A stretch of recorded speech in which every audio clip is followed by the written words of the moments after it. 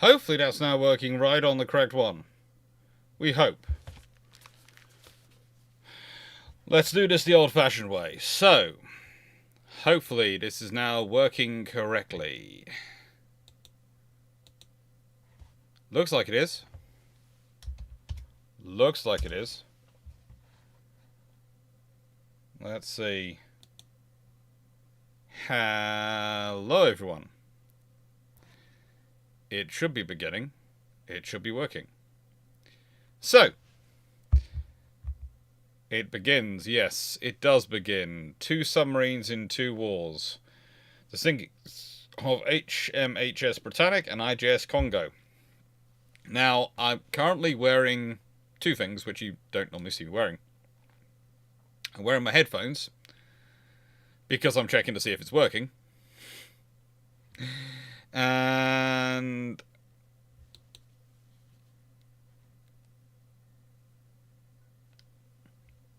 I'm also wearing a fleece.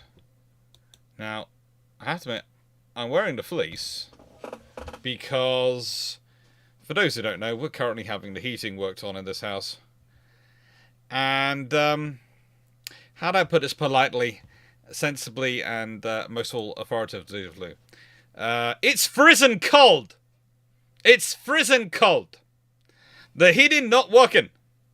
And my computer is doing its best to warm this room, but I've even now added an electric radiator to the mix to try and warm the room. Sat back there.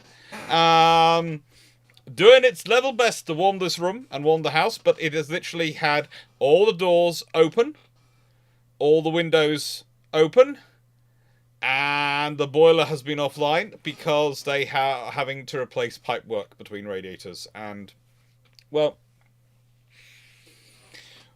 basically, what someone had as a bright idea, we found once we had the heating properly investigated, because it was still, we had a new boiler and we were trying to get things sorted out.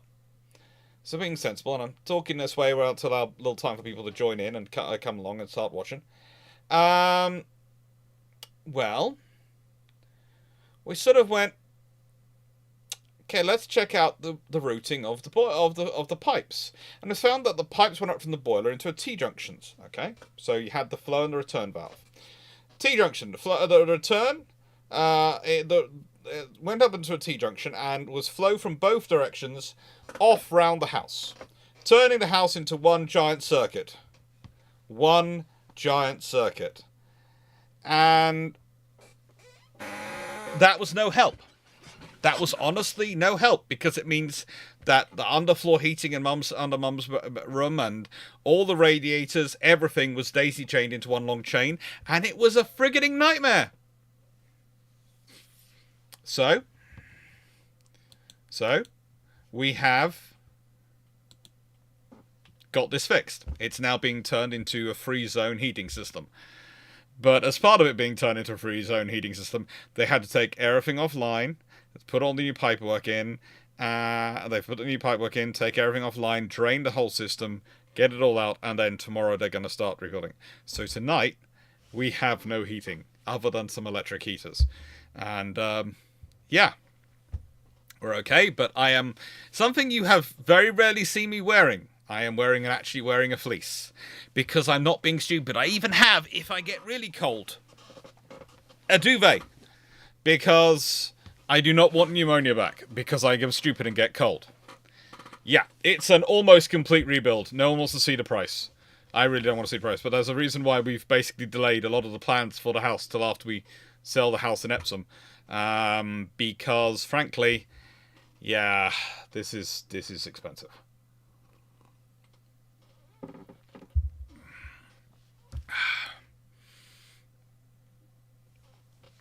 Very cool to hear that, Chandlord. I will have a look at the Mackerson eventually. So let's say hello to everyone and then we'll start this one. We've got hello Peter Dawson, hello John Shea, hello Channel or Chandel, hello Knight 6831. You have a whole load of questions about the Admiral class and aircraft and battle cruisers, etc. We're talking about submarines today, and you also got a nice long discussion of the actual events of the Congo, etc. I have to admit, I'm never quite sure why.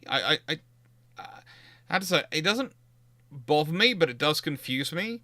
Why, when we're doing an event on subject and we're doing something, you write out the history of the thing and the event that happened in the chat. It's kind of spoilers for anyone who hasn't heard it before.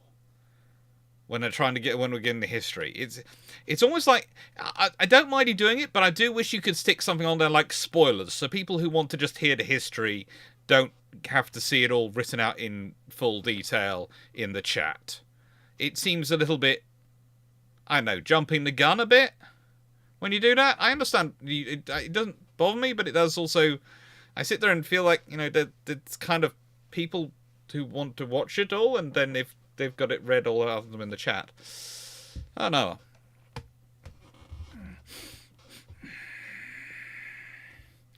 But, each to their own, I suppose, but it just seems a bit strange.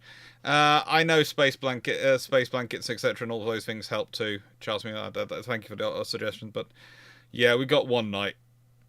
The radiators will be back on tomorrow. Everything is, all the piping's in place. Literally, it's just switching it over tomorrow.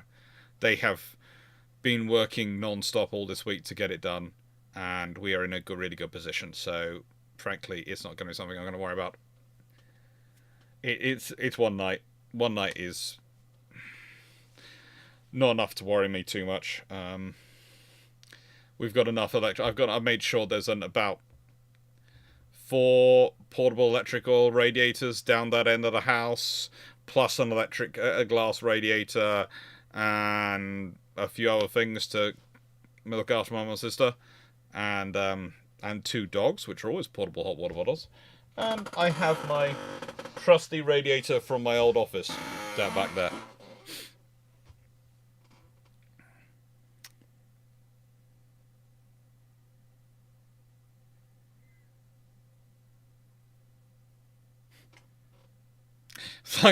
Yeah, the trouble is, my mum's kind of nabbed the poodle. I realise the poodle is a fluffy hot water bottle. I would like the poodle to be my fluffy hot water bottle, but he's been nabbed by my mum. Yeah. The old shelves of the brew shack be going. The old shelves are being left in the old brew shack. I didn't have the heart to take them down. They are going to be left there.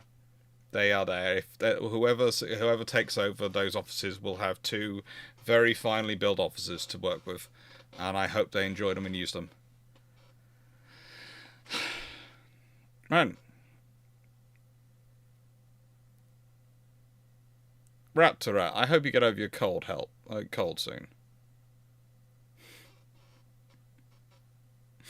So, with that being said, can take that off for a second.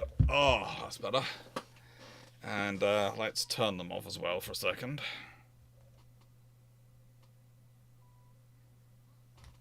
They're off. I'll be on Discord later as well, and also hoping tomorrow evening to be spending some time doing either a Timberborn stream or something on Twitch while while the key ships on the 4 freights goes live on this channel. So I hope hope people enjoy those both. So with that being said, let's start properly, shall we? So I was gonna quickly just go through these first, but I'm actually going to explain what we're doing today because the video changed a bit while I was looking at it. You see, I started off with the idea of let's do these 2 ships in quite big detail, and I did. I've done them in a bit of detail, the sinkings, etc. And I recorded it. And it was interesting. Thank you, Jack Ray, for gifting us memberships. And I looked at it and thought, that's going to be good. That's going to be interesting. But then I found this Wikipedia article, which I never found before in my life, which was ships lost over 150 people were lost. Okay. Alright, it's a list of submarine sinkings. It's aggregated data. That's interesting. I've got books which have a whole list of submarine sinkings, but this is kind of interesting to go through. And I thought, oh, for a a bit of fun. Let's start on 21st of November, work for the 30th, and go see what happens on every 10 days. And just went through going through that. And so I've turned this into a thing where I'm going to be giving you a discussion of an undisclosed number of vessels. You're going to find out by the end. All vessels lost between the 21st and 30th of November. Doesn't matter which year, they were lost between the 21st and 30th of November to a submarine. And it's actually an academic technique we use sometimes for giving us a survey result. So if we want to test the effectiveness of a weapon system over a long period of time, you can start by going, well, look, the proportions are probably going to be move around, and things are going to move around. But if we test the same 10 days every year, there is conflict in that period, and see what they'd achieved in that 10-day period, we start to get these snapshots, and from these snapshots, we can build up a image of what the system can be capable of.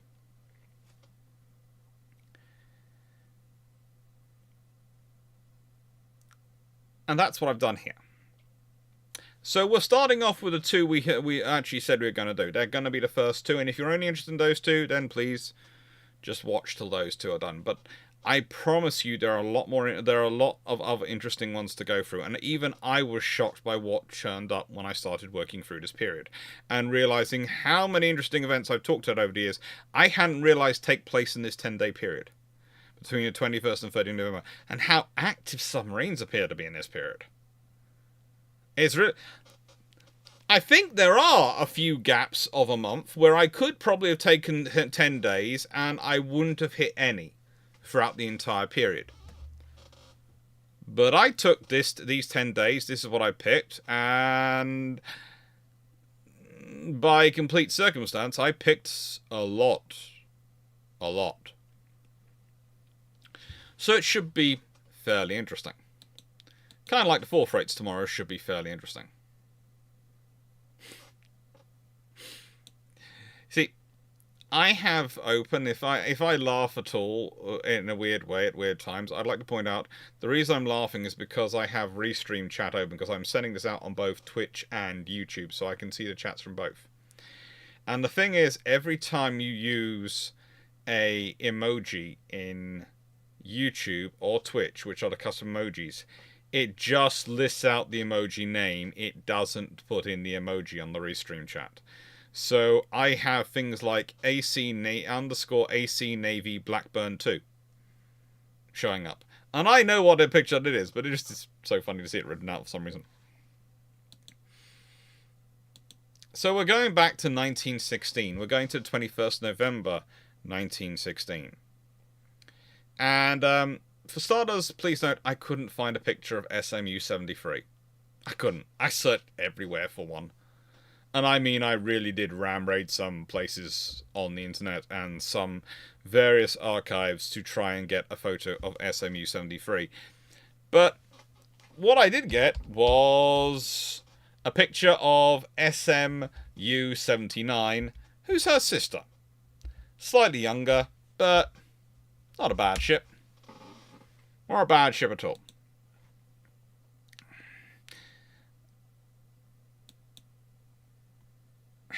I felt it was a good one to go with.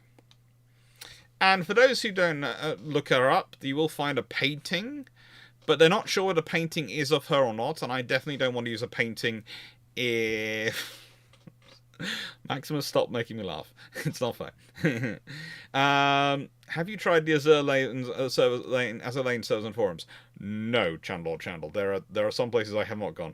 I have done a lot of research into Azure Lane, etc. for Fleet's Random Ramblings, but no. I haven't gone that far. I tend to avoid most forums on the internet. They tend to not be good for my psychological health. Especially when I see some naval history being discussed in them. So, SMU-73. Now, she's a Type UE-1 submarine. Now, for those who don't know what that is, it's an ocean-going single-hull submarine with saddle tanks. And UE, as a whole, tends to mean it is a torpedo and gun orientated rather than a torpedo and gun orientated hull, which has been made into a mine laying vessel. Now, they're not the best mine layers the Germans ever come with, but they are armed with a single torpedo launcher forward and aft, so they have 2 torpedo tubes. They have an 88mm deck gun, although U-72 did get a 105mm gun in 1917, and U-73 never got that. They carried 38 mines in 2 mine-laying tubes, and 4 officers, 28 men, full complement of 32. And SMU-73 is a classic example of this. She carried 4 torpedoes overall, usually 1 stowed in each tube and 2 more stored forward.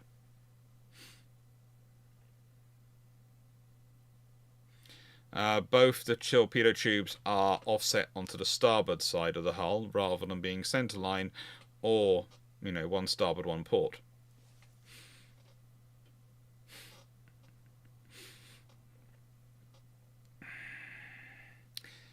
And she does well. She does well.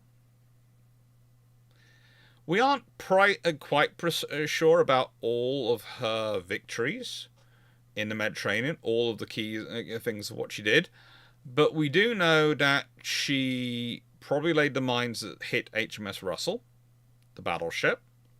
It's a pre-dreadnought type, aka it's a Royal Sovereign type. And she is also prescribed by the French, the mine which minefield off Salonika and various other things, which sank some Greek ships. Now, it also is pretty much certain, although we can never be 100% sure mines, that it's her mine that sinks the Britannic. Now, I'd like to point out, I'm kind of surprised in this list by how few of the victims were victims of mine-laying. Mine-laying was probably the most lethal weapon system ever developed for submarines in this period, and is arguably still the most lethal weapon system submarines can deploy to this day. In fact, I am permanently of the mindset that the future of submarines in employing mini-subs, uncrewed undersea vessels of any kind to support them, will involve those vessels being used to lay mines. Because if you can lay a minefield without revealing your position, and without ever being detected by the enemy, then you have got something which is going to be causing the enemy trouble for weeks or months even, depending on how you lay that minefield, which you don't have to be there for. A minefield is an incredibly lethal asset. Incredibly lethal asset. It's also possible, as well as Britannic, that Braemere Castle was damaged by one of her mines. But what we do know about U-73 is that she had constant machinery trouble. And in October 1918, she scuttled Polar and Croatia.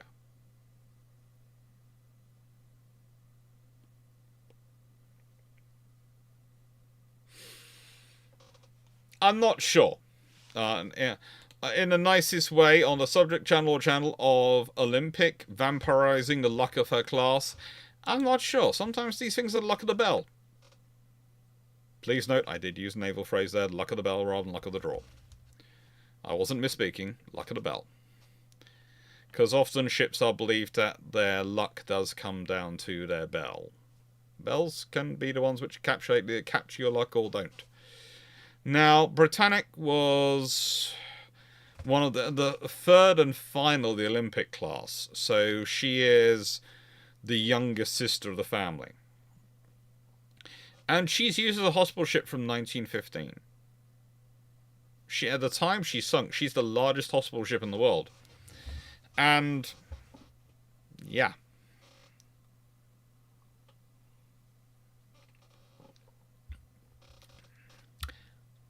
She's useful. She's really useful. there is no surprise where she is operating as a hospital ship. And when she is sunk as a hospital ship, she has over 1,066 people aboard. The fact that 1,036 survivors are rescued from the water and lifeboats is amazing. She's the largest ship lost in World War I. So, yeah. It is an amazing feat that she is so well as she is saved. And it's also the fact that the White Star Line gets the SS Bismarck as part of reparations and a compensation for this, which they renamed the RMS Majestic.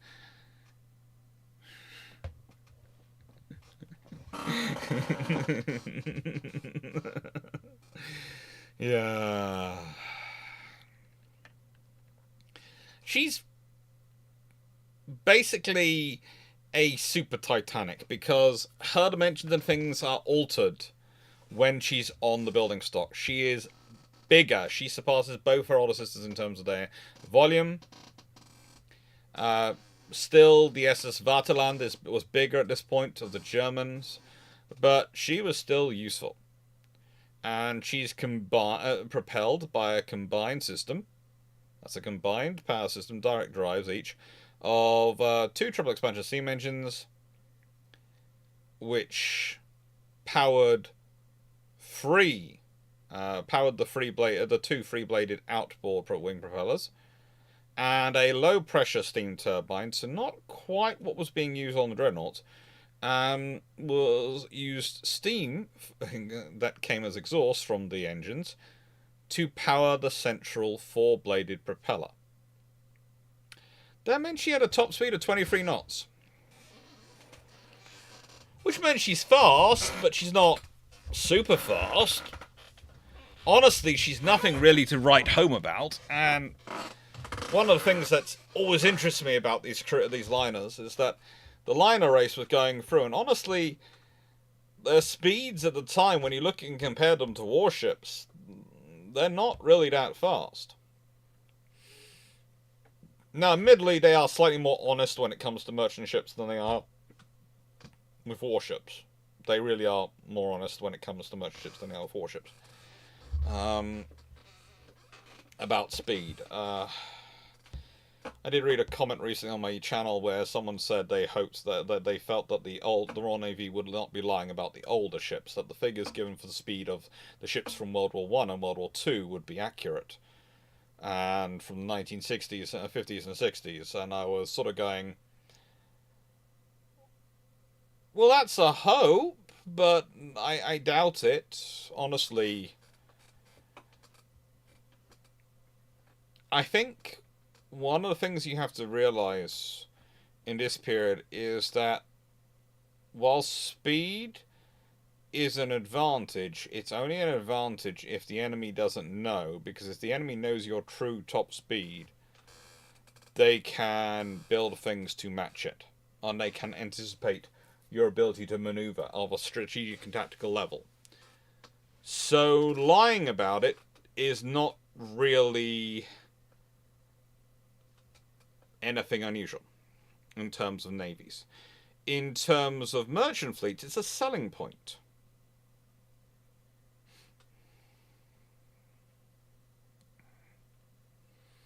Now,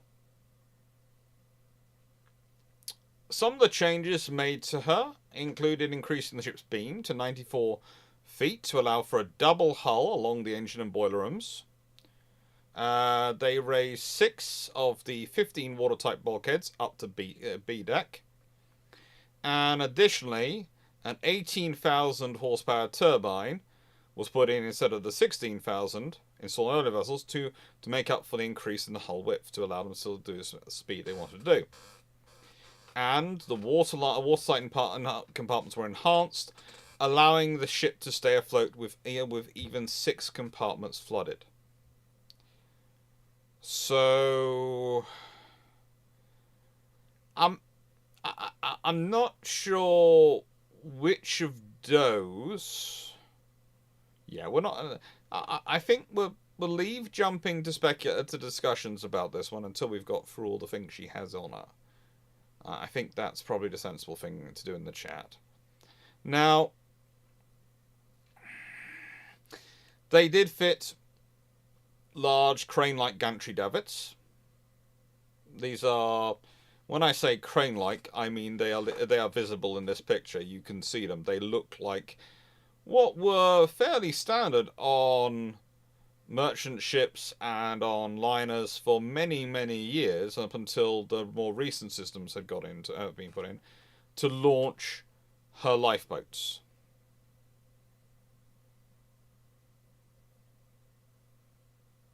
Each of those cranes are powered by an electric motor individually, and were capable of launching 6 lifeboats which were stored on those gantry positions. Now, originally they were supposed to have 8 sets of these davits.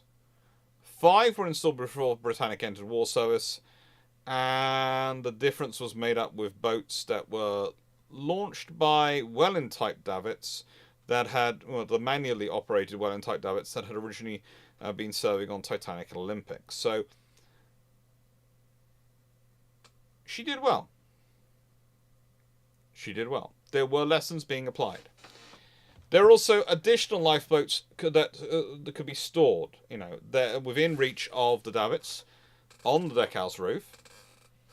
And the gantry davits, most importantly, could reach the lifeboats on the other side of the ship. The requirement, of course, was the funnels weren't obstructing their way, but this meant that with those davits, it doesn't matter. Lifeboats, you're not going to get stuck in a situation where we can only launch lifeboats from one side of the ship. That's half our lifeboats out. Nope, they can get to them.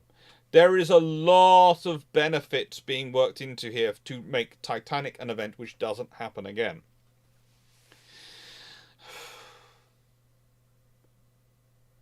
Unfortunately, whilst they had that theoretical capability, they are abreast the funnels, which some feel that defeats this purpose, but also, if you think about it, if you're reaching round a funnel, yes, you can't reach across directly, but you can reach round a funnel and think you can move things around. So, to me, whilst I can understand why people complain about it, it doesn't not make sense to me.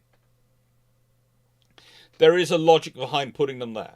I'm not sure I agree with that logic. I'd have to do a lot of testing with models and things to work out whether it made as much sense as it could do. But I can see the logic of putting them abreast the funnels, because if the only thing that's going to block you from reaching out the other side is a funnel, then your two options are to put it on the outside of the ship, which is harder structurally to support and can cause trouble reaching through that way anyway, and mean you can't reach it the whole way across the deck, or putting them abreast the funnel and basically, in this way, if I'm here, well, I can go to this side and I can go this side to get round the funnel, and I can shove people, because you can shove a boat, trust me. If you're in that situation, and the thing that's getting in your way is, the boat is 2 foot out of position from where it needs to be. You're all big. Here, now, mush. It's what you do in those circumstances. It's what's necessary to be done. It's amazing what humans can do when they need to survive, when they want to survive. Now, they also worked out a few other things. The elevators on board the ship, which had previously stopped at A deck, could now reach the boat deck. So for people who are disabled or injured, they can get them up to the boat deck without needing to get off at A deck and then be carried upstairs. And these 48 lifeboats that she carried could each carry 75 people. Theoretically, that's 3,600 people, which, when you consider maximum capacity, was 3,309.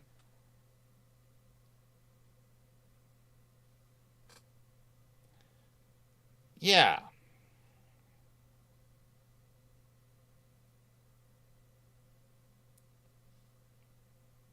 That's a viable option. You still need to get most of your lifeboats off, but with 3,309 your maximum capacity, 3,600, considering 9 people might be injured, but also considering the fact that a lifeboat that can take 75 is probably not going to go down with 76 aboard, that, well, you need 44 lifeboats to get everyone off out of 48. So you can afford to lose 4 lifeboats in any accident.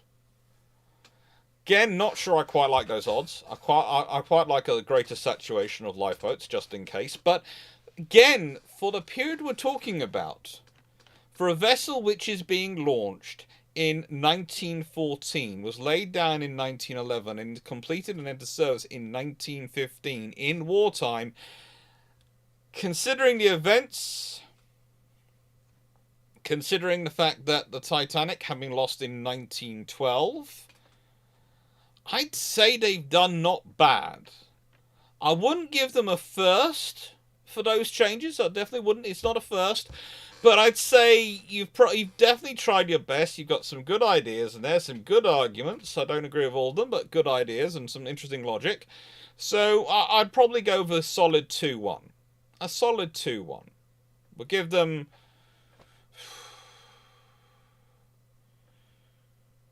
Well, a solid 2-1, about 65-ish%. It's fairly good.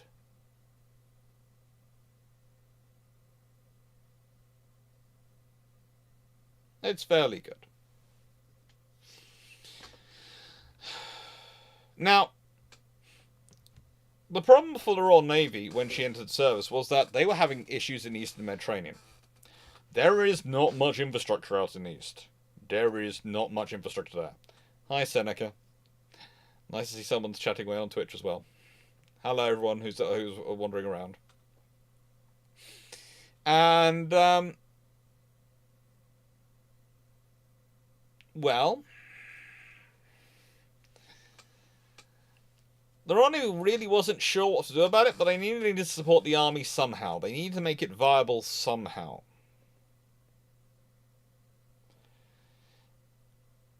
And, well... they decided they were going to take the Britannic. She just completed her mooring trials of her engines, and... she was preparing for all sorts of things, and the Lusitania had just been torpedoed near the Irish coast by SMU-20. And these things combined, in May 1915, meant that the Admiralty decided to use their requisitioned passenger liners as troop transports and hospital ships. The first to be used as troop transports were, of course, the Mauretania and Aquitania. Doesn't necessarily work out great for those 2 vessels either. But, unfortunately, Gallipoli and other operations soon meant that you needed hospital ships. So Aquitania becomes a hospital ship, with Olympic taking on her troop ship duties. And then Britannic, finally in November 1915, gets her orders. And she's been stored for most of this period in Belfast, just sitting there waiting. And so, she's requisitioned for hospital duties. She's repainted, as you can see. She looks resplendent in red crosses, horizontal green stripe. She's officially renamed HMHS Britannic. She's put under the command of Captain Charles Alfred Bartlett, a very experienced officer. And they install 3,309 beds and some operating rooms. The common areas transformed into rooms for the wounded. The cabins of B deck were used to house the doctors. The first class dining room and first class reception room on D deck were transformed into operating rooms, and the lower bridge space was used to accommodate the lightly wounded. Medical equipment was also installed. All the latest facilities they could build. This was going to be the most modern hospital in the world.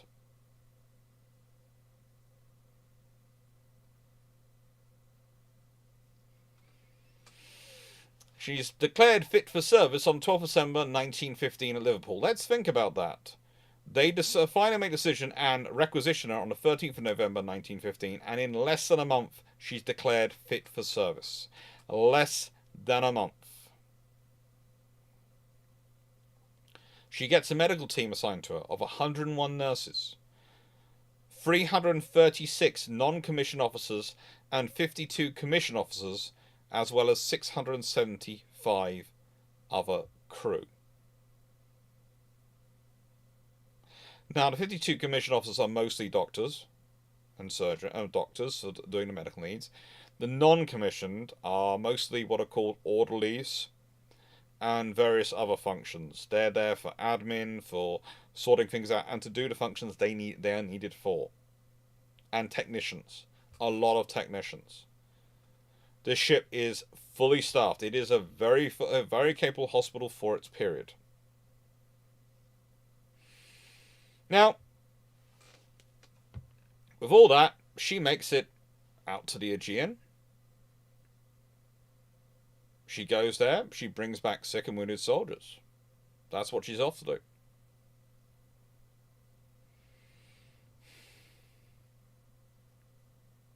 And she collects them up, picks them up, and then returns. Because the purpose of a hospital ship isn't to stay out there providing medical care out in the Mediterranean. No, it's to get the wounded aboard her and get them back to the UK where they can be treated properly. They will try operating where they think they need to. They will try treatment where they can. But mostly, their purpose is to get those wounded back to the UK as safe as they can, in as good a condition as they can, where they can be properly treated in the hospitals and experts sitting in the UK who have all the full facilities and don't have to deal with the movement of a ship.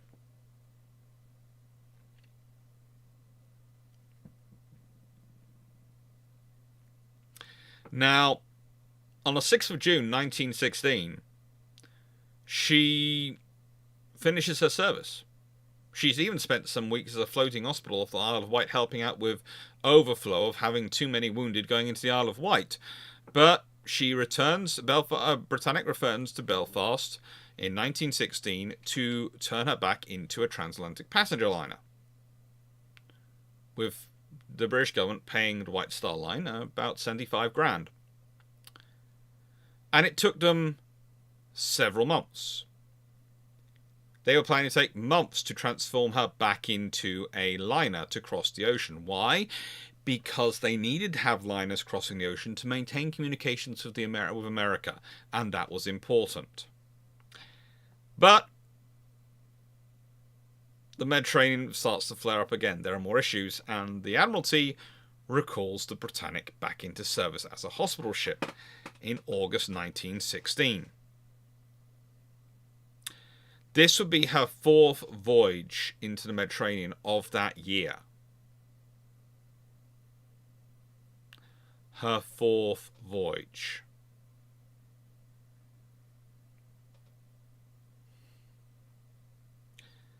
And she managed to go through that pretty well. And then she's sent on a fifth voyage, which involved quarantining the crew because they had a food poisoning. It's just the easiest way to put that. Just food poisoning.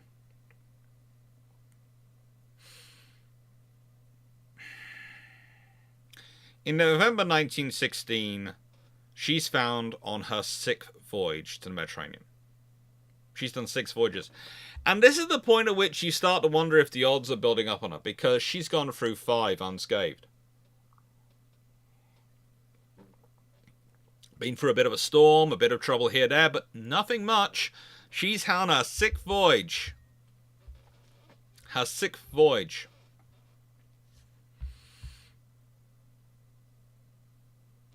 She passes Gibraltar on the 15th of November. She arrives at Naples on the 17th of November for what was now her standard coaling and water refueling stop. She'd become a frequent visitor to Naples at this point. And then she was held in the port until Sunday afternoon, when the weather had cleared up and Captain Bartlett decided to take advantage of the weather to go out. They rounded Cape Matapan in the early hours of 21st November, and Britannic was steaming full speed through the Care Channel and between Cape Surgeon, which is, well, the southernmost point of Attica. You know, it's not far from Athens, and the island of Care. At this point, there are 1,066 people aboard. They are all crew, 673 crew, 315 Royal Army Medical Corps personnel, 77 nurses, and the captain. 1,066. It's 08:12 hours, European Eastern Time, that she hits a mine. Massive boom! Now, the mines had actually been laid down on the 21st of October. So, if you think about this is the 21st of November. The mines have been sitting there for a month, and no one's detected them. No one's spotted them.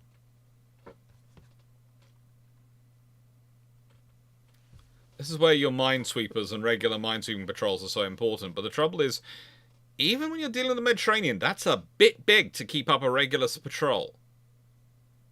It's a bit difficult to keep it up and patrol the routes.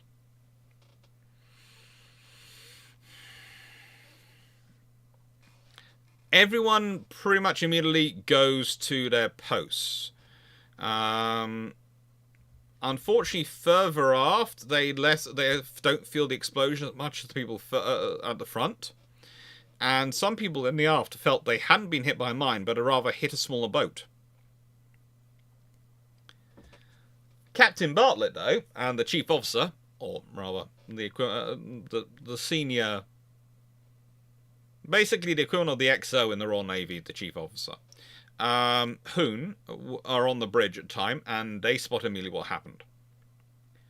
The explosion was on the starboard side. It was between holds 2 and 3.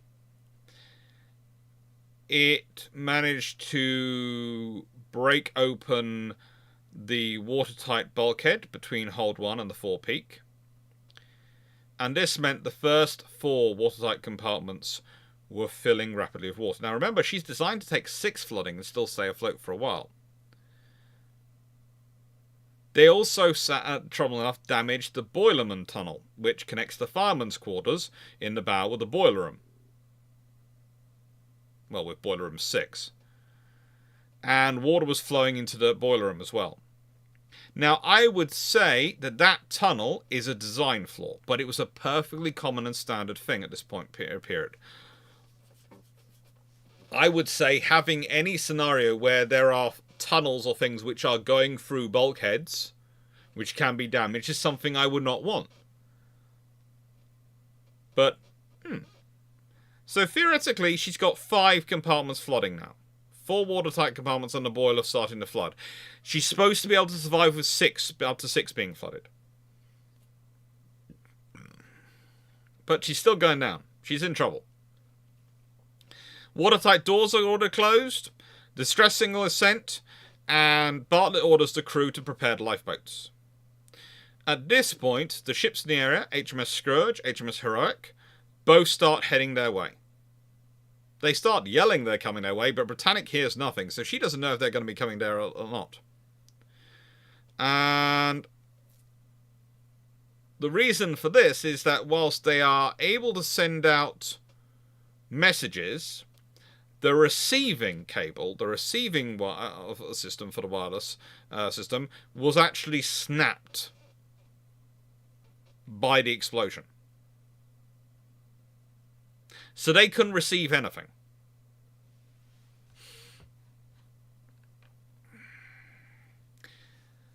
The problem is Boiler Room 6 had already started flood, and now Boiler Room 5 starts to flood because its door has failed to close properly.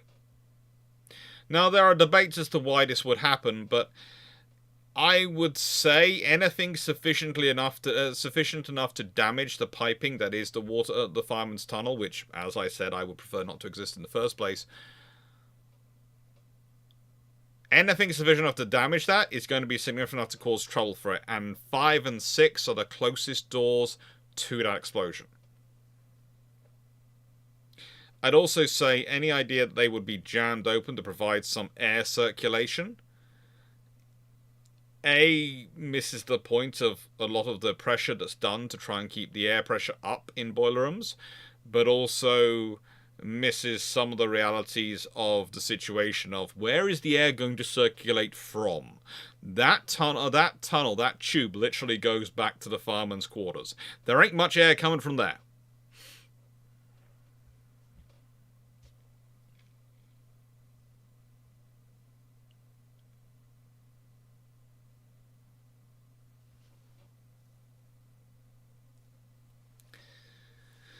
Now,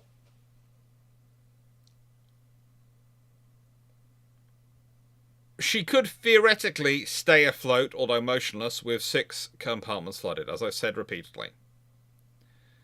And there were 5 watertight bulkheads rising all the way up to B deck, as I've said before. All measures taken after the loss of Titanic, and all sensible. But this is where there are the problems. It's not that there are issues with the watertight protections. There are open portholes along the lower front decks. Lowered portholes. Open portholes. The normal things you have in rooms. That's not part of the watertight prevention. That's just normal for accommodations to have the portholes at this point. Most of these have been opened by the portholes by the nurses to ventilate the wards, against standing orders, but in line with the nurses' priority of keeping the wards as hygienic as proper.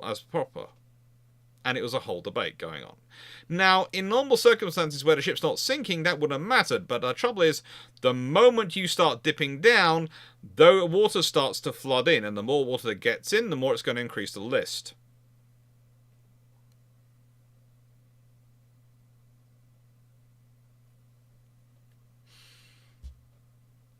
At this point, you get, as the angle of list increases, the water reaches the level and begins sort of entering aft from bulkheads and between boiler rooms 5 and 4, and therefore you're getting more than 6 compartments flooded, so they start ordering an evacuation.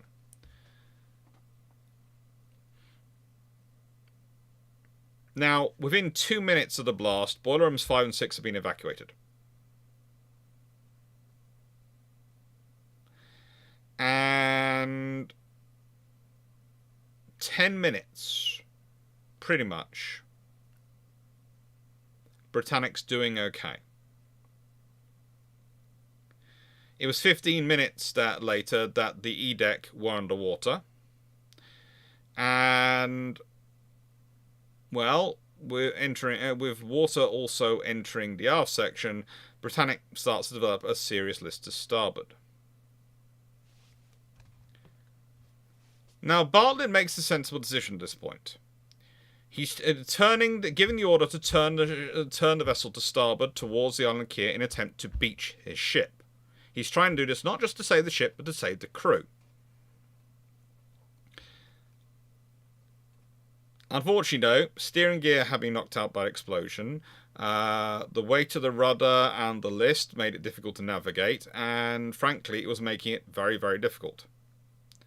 And that's why he tries to drive by his engines. He tries to he orders the port shaft to be driven at higher speed than the starboard side, which would help the vessel move towards Kier. This is trying to save lives. So, for example, Knight, you are right, but you are also wrong. Okay, when saying a situation made worse by the captain restarting engines. No, he's also doing a sensible thing. He's got no reply coming in from his radio messages. He doesn't know anyone's received it. He knows that the closer he can get to Kia, which is the nearest land, to launch for his lifeboats, the more likely it is everyone is to survive. The closer he can get there. The safest boat they have in the weather they are in is the big ship. And it's going down. So he has to eke every moment of life out of this ship he can to get the passengers, to get the personnel aboard his ship as close to land as possibly can.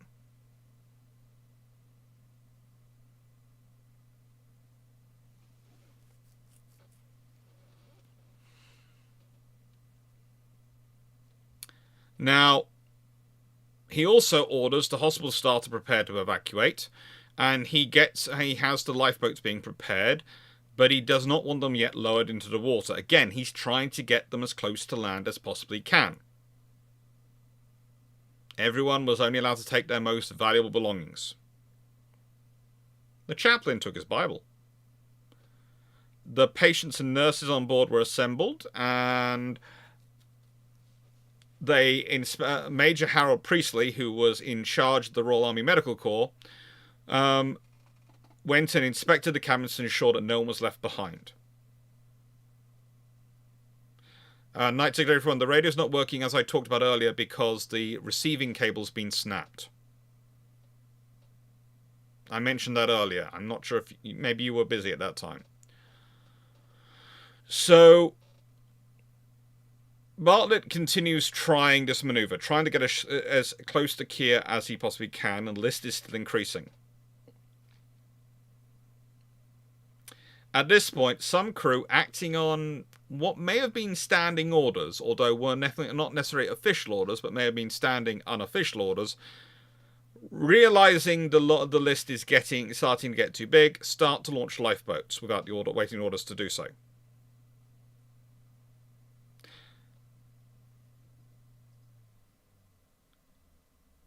Now, this is the point at which you lose the most people, because the trouble for this is Bartlett didn't want them launched while the propellers were going, because exactly what he fears happens. The two lifeboats that are put into the water on the port side are drawn towards the still turning, partly surface propellers. And whilst Bartlett tries to order an emergency stop on the propellers, they don't get stopped quickly enough because, well, propellers don't stop that quickly. And the two lifeboats get drawn in and 30 people die. Luckily, the engines and propellers stop completely before any more boats are lost. And at that point, they're in a general launch lifeboats. This decision has been made for him. It's been taken out of his hands by Third Officer Francis Lewis, who made the decision to launch those two lifeboats. By 0850 hours, they had got, for most of the people off, had been launched in 35 lifeboats launching. And at this point, Bartlett again thinks that, well, Britannic's sinking rate has slowed. So again, because this is the best lifeboat you have, not the lifeboat's on it, the best lifeboat you have on it is the actual ship itself, he halts the evacuation, restarts the engines, and hopes he might still be able to beach the ship. 10 minutes later, he's told the rate of flooding has increased, and the flooding reached D-deck. Now there's no chance at all. And it's at this point the abandoned ship order is given. It's at this point that Bartlett decides that there's no hope of keeping this afloat to get the people to the shore. He's got to put everything into getting lifeboats off. He sounds 2 final blasts of the whistles, and that's the order to abandon ship. And as water reaches the bridge, he and Assistant Commander Dyke walked off the side of the ship. They waited until they were the last two aboard, walked off onto the deck, entered the water, and swam to a collapsible boat from which they continue to coordinate rescue operations. This is the phrase which is used in multiple reports of it. And it's described as they literally walk off the deck. They walked. They didn't run. They didn't jump. They didn't hurl themselves. They walked. Entered the water. Swam to where a collapsible boat was waiting for them, so they could continue coordinating the efforts they need to do.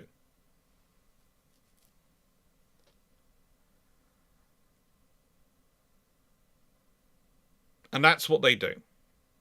Now, so far, he has followed every single one of the instructions and the rules and advice, the best advice and best thinking at the time. In fact, Bartlett couldn't have done better if you tried. He has made preparations the whole way through. When he felt the ship was better, he was trying to recover the ship better. Because also, you have to consider there's the strategic asset as well.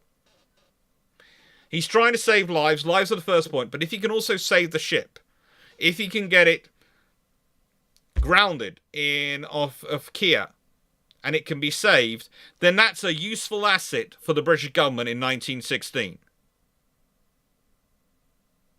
That is a very critical asset. So, yeah. In the nicest way, you can't expect anything more from them. And she gradually, at this point, capsizes the starboard. And by the time the stern was out of water, the funnels have collapsed and the bow had already slammed into seabed. And Britannic was actually longer than the depth of the water.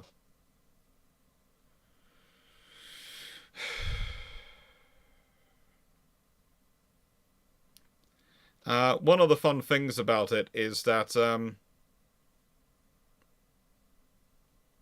Violet Jessup,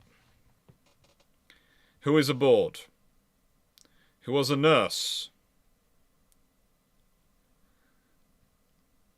who had survived the sinking of the Titanic, had been aboard the Olympic when she collided with HMS Hawke, and was now aboard the Britannic when she sinks. In fact, please note, if I had been the Captain Bartlett and I'd heard Violet Jessup was coming aboard, I'd have gone, please, no.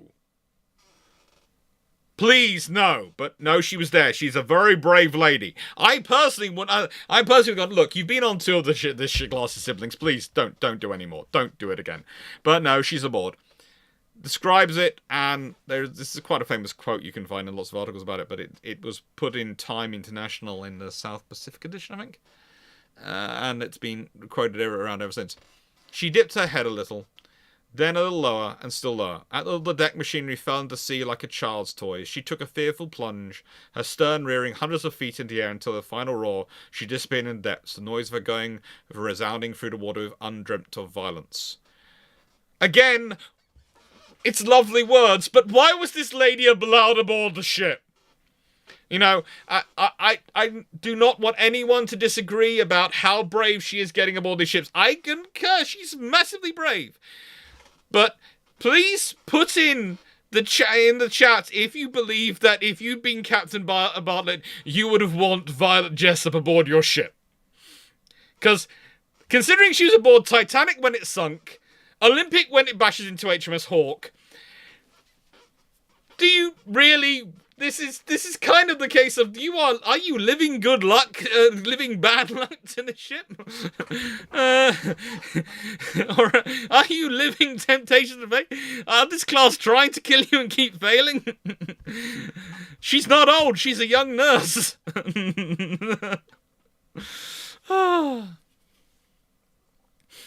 Now, there are advantages to her going down where she's going. There's the water temperature. Let's be honest, the temperature is a nice 20 degrees C versus minus 2 degrees. It does affect it. The lifeboats, 35 successfully launched and stay afloat, compared to the 20 from Titanic. And help arrived much quicker. It arrived less than 2 hours after the first initial. Pretty much the Royal Navy warships went to full speed. And again, this is the fun thing through history, by the way.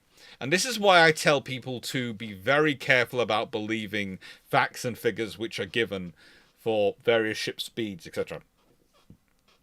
Look at those ships. look at what speed their poster is supposed to be being able to do, and then chart the course from where they were to how quickly they get to where Britannic is sinking, and start doing some maths.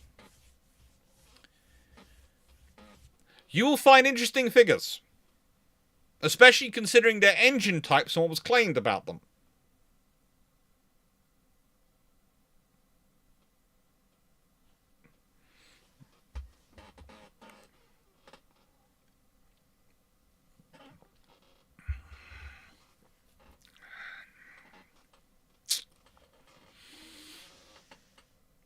Mark Anderson, I believe there was a Kohler who was on 5 shares while that sank while he was aboard. I would not have let that man aboard my ship.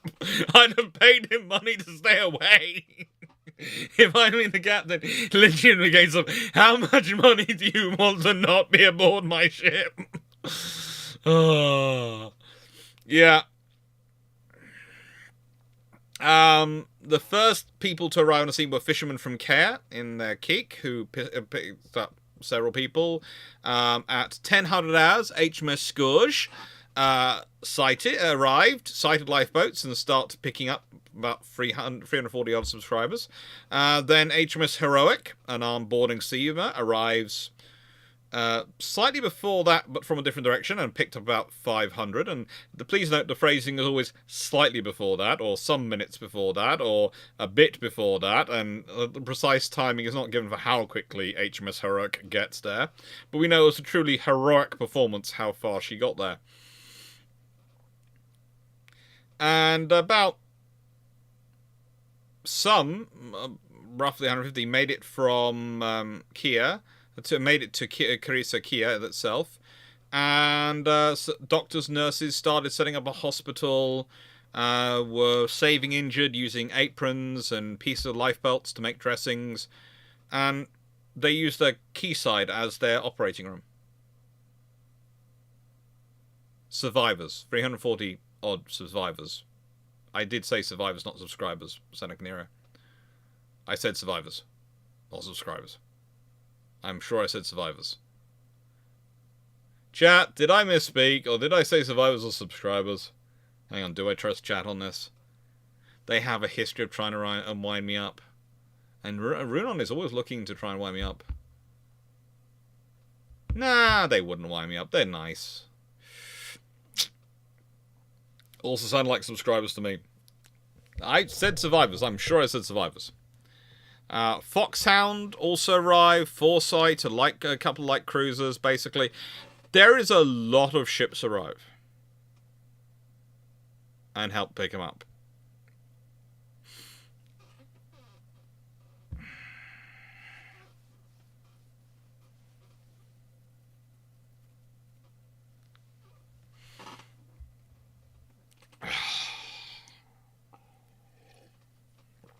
Chat is so cruel to me. Chat is so cruel. But yeah. That's what happened to Britannic. That's a mine. Wasn't listening. Was wondering what the Roman Navy would have done to Jessup. Either make her a priestess of, I don't know. I think, the High Priestess Order in Rome, the Vestal Virgins. I'll make it one of them, or options.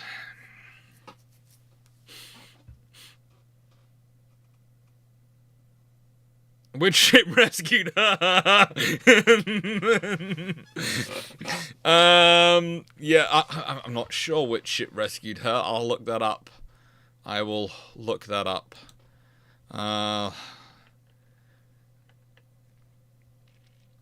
Let's see. What ship was she rescued by? There were 2 other Titanic survivors aboard. You know, that's worrying. Oh,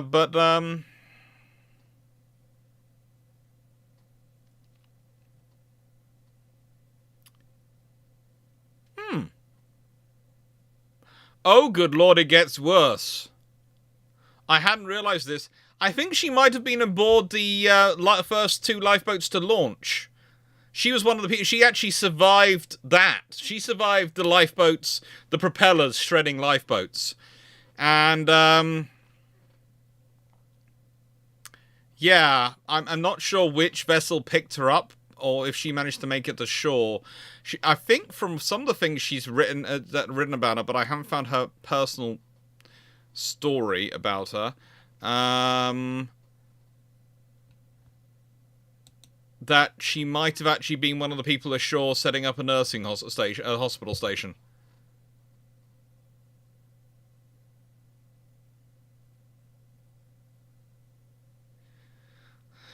Sound was clipping? I have no idea why the sound was clipping.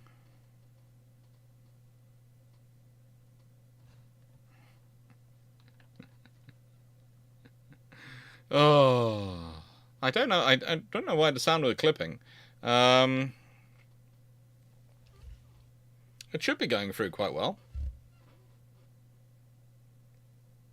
No idea. Really no idea.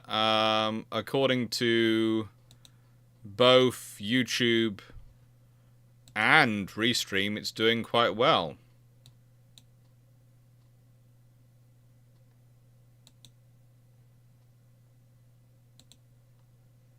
And it seems to be. But, yeah.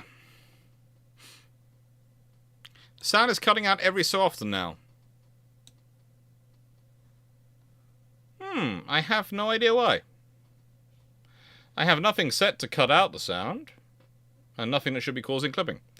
But let's get to the Congo. So, well, here's the thing. And please tell me this. Yeah, it could be my laughing. It could be my laughing setup. Thank you to this guy's photo.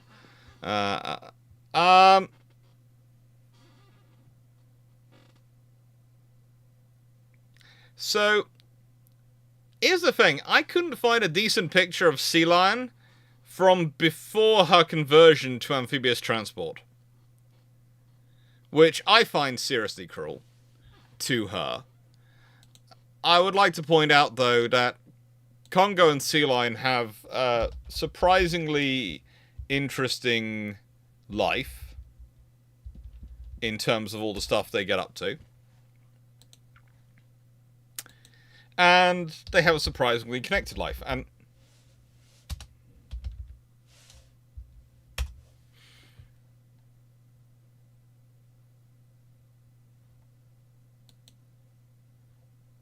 now, the first Sealion, SS-195, was sunk in 10th of December 1941. Well, no, scattered on 25th of December after being damaged on the 10th of December. I always get those dates the wrong way around. And I really shouldn't. So we are talking about SS-315, which gets converted to an amphibious transport submarine because someone has a bright idea. Yes, that is a helicopter landing on a submarine. It's an amphibious transport submarine. How do I describe that to you all? Well, basically, someone has a bright idea. The idea is that you could move Marines, underwater demolition teams, beach jump units, and army units around for operations by submarine. So, kind of like the special operations subs, but yeah, they're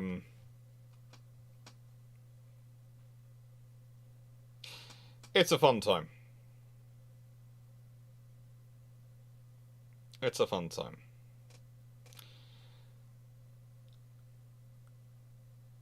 Now,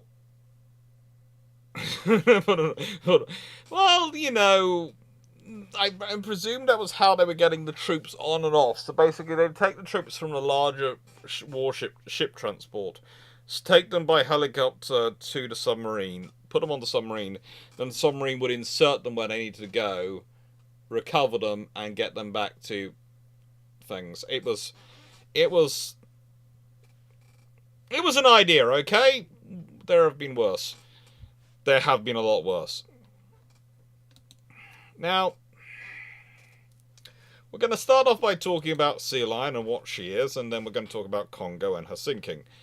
And I think it's fair to do it that way because I kind of like talking about it. She's a Barlow-class submarine. Now, the Barlow-class are pretty darn cool. And this class of submarine are designed, I would say, for World War II.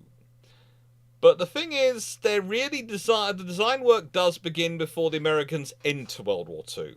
So when people describe them as a World War II design, I look at them and go, not really, because the design work starts before World War II, before the Americans enter the war, and it has still got quite a lot of pre-war thinking in it, and it's not like some of the later classes which get really fully wartime configured.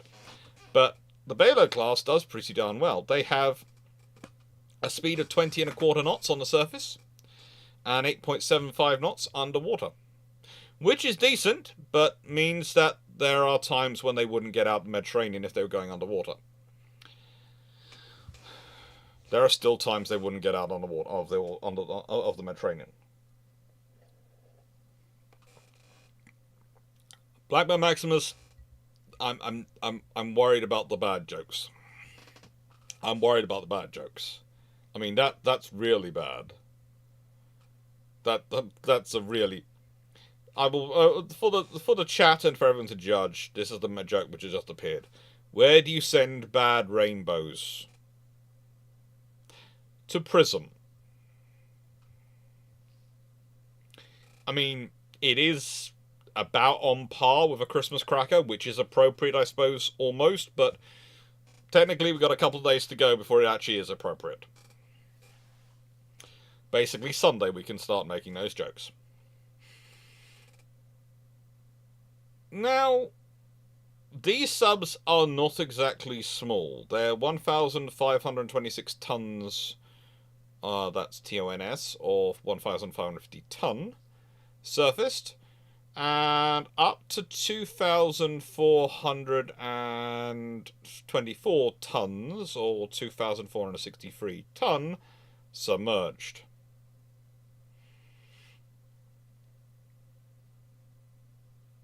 Jonathan Moon, you're not making it any better. You're not making it any better. They had a range of 11,000 nautical miles, surfaced at going at a speed of 10 knots. Now the point again is often if you're doing 10 knots on the surface, you're probably not going to get a lot of places. So, yeah, 11,000 nautical mile range is more of a theoretical one in that scenario. And their endurance was 48 hours underwater at 2 knots. Again, that's not going to get you far in most times. They would spend up to 75 days on patrol. So if you think about it, the important things where they're going to use a lot of fuel are going to be getting to and from the patrol area. That's the important thing for these vessels.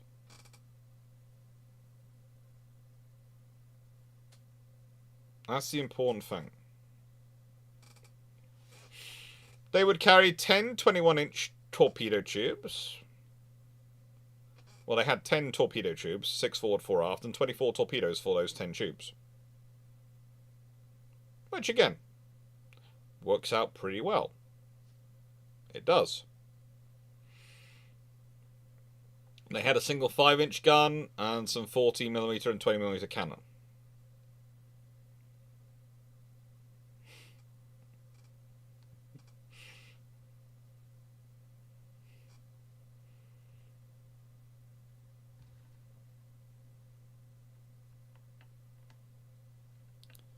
I can't see what Knight has said. I'm going to guess that the admin team have dealt with him or something.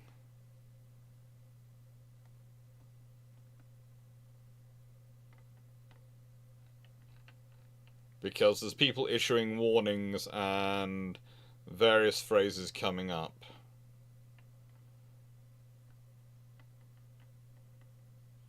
And he suddenly disappeared from the chat, so, yeah, let me just put in a moderation, actually. Yeah, night. Be nice. Not to say the jokes are bad. Don't go full pantomime on them.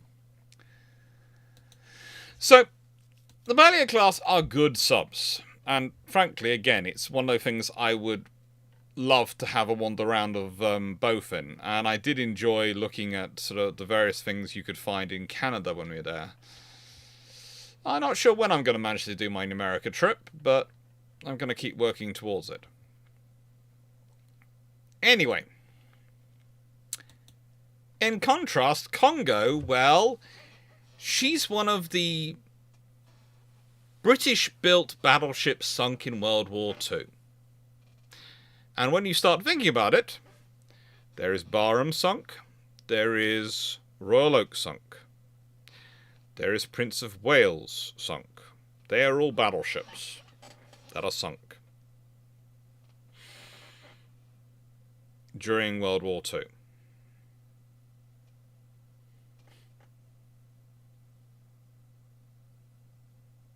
There is also Kongo and Hood and Repulse. So basically there are 6 British-built capital ships sunk during World War II. And I had to say, Kongo is one of the ones which undergoes 2 major reconstructions. They improve her armor coverage, they improve her subdivision. And I would say she is one of the 2 ships in the class. There are basically I divide the class in 2 myself. I would say she sort of edges across the line. That she becomes closer to fast battleship than battle cruiser. They start off very firmly in the battle cruiser one-word count, and as you know, if you heard me before, I talk about there being a spectrum. And a spectrum from battle cruiser 2 words like the Invincibles to full-on dreadnought battleship. It evolves with each period. There's sort of different metrics which evolve in each period. The armor thickness, etc. All these things evolve with each generation and gun size, etc. But the reality is, what you're talking about is one of them, as you go along, armor coverage increases and subdivision increases in expense usually of speed, because that's usually how much space you can accommodate you can afford to make your engines, how big of engine space, boiler space you can afford to allocate to ships. Which is also why I would often say that the fast battleship becomes more possible as time goes on, because you get denser and denser power generation. As steam turbines improve their efficiency, as boilers, high pressure boilers become available, you can actually make a fast battleship more of a viable option, because they can go necessary speed to keep up with the cruiser line, maybe a little bit more speed, so your cruiser line can really push forward, and that's the important point for these fast capital ships. They have to keep up with the cruiser line, which is, for most of that period, we're talking about this sort of dreadnought era, we're talking 28 knots. Well, they have to keep up with that to be fast ships. To be a fast battleship, they have to be 28 knots. That's the definition. Once you get to the 1930s onwards, sort of the definition for a fast battleship is a 28 knot ship, and that's pretty much also the definition the British were working on in 1915. And for a battle cruiser, you're looking at something over 30 knots. In that period. And so that's what they're sort of talking about. And then once you get into the later period, probably by the time you get to World War II and you've got the Americans with the high pressure boilers, you've pushed up your fast battleships to something in excess of 30 knots, and you've pushed battle cruisers, if you're building at the time, to mid-30s. That's what you'd be aiming for. But the differential is mainly the coverage of the armor, not necessarily the thickness, because the battle cruiser could have the same thickness armor as a battleship and as a fast battleship. They could all have the same thickness armor, but the thing is, whether it would cover, again, I use the image of the human. If you're talking about a battle cruiser 2 words, they are basically wearing padded clothing and a little bit of armor over their chest and maybe a helmet, and that's it. If you're a battle cruiser 1 word, you've maybe got some upper leg protection, you've got some protection on your back, and maybe something on your shoulders as well to give you a bit more protection. But basically, you're still fairly mobile, fairly well armored. If you're a fast battleship, you've got more armor around you. you're pretty much covered in armour, but it's lighter armour. And if you're a full dreadnought battleship, then you're the equivalent of the jousting armour, which was so heavy you had to be craned onto the back of a horse. That's the sort of scenario. You don't humans. If a human was wearing about the same percentage of armor as a battleship was, they wouldn't be physically able to move. That's the point you're making.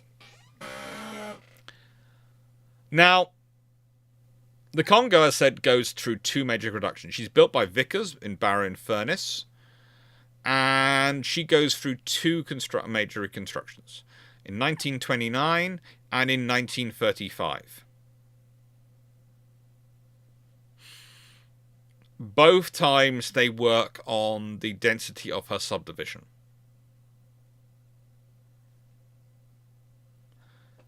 She is, I would say again, you have to remember on that spectrum, there's a middle point between battlecruiser and fast battleship.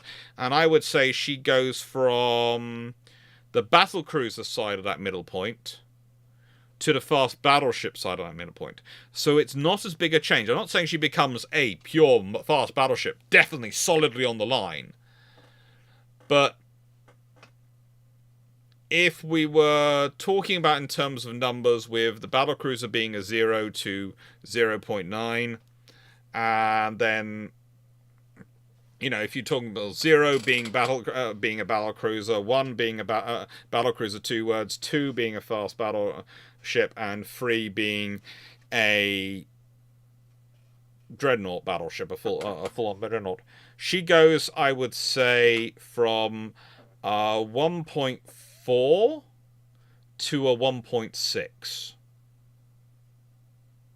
Okay? So that means literally she skips past the middle. That's it. She doesn't go from a 1 to a 2.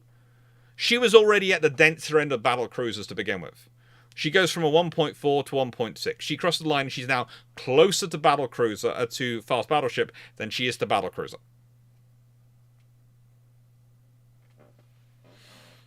And I wouldn't say all the Kongos do that. And I'm just putting that out there because eventually Drac and I might actually sit down and have our discussion, and it'll be good to know where I'll be largely coming from in this debate. And I do like the idea of having the debate from a long way away, just so I don't have to point out to him he needs to give me one of his swords if he wants to fight me, because it will be unfair for him to attack me with a sword and me not have one as well. Although I might ask him for an axe, I'm better with those. Now, Kongo had taken part in operations in World War I. She'd been one of the reasons why, how do I put this politely, Von Spee decided he had other places he really needed to be on from the China squadron, in the German forces in China. Basically, Von Spee knew the Kongo was out looking for him, and knew the Kongo could solo his entire force. The Kongo could have made Von Spee's forces into pinatas in seconds. It would have been an absolute massacre. And then in World War II, after having been one of the critical ships during the interwar years for the Japanese and a critical advantage for them, she takes part in all sorts of operations. She is part of the Southern Force that went to the Battle of Singapore. She supports the Japanese Army's operations in Malaya and Dutch East Indies. She takes part in the Battle of Midway and takes part in the Guadalcanal campaign.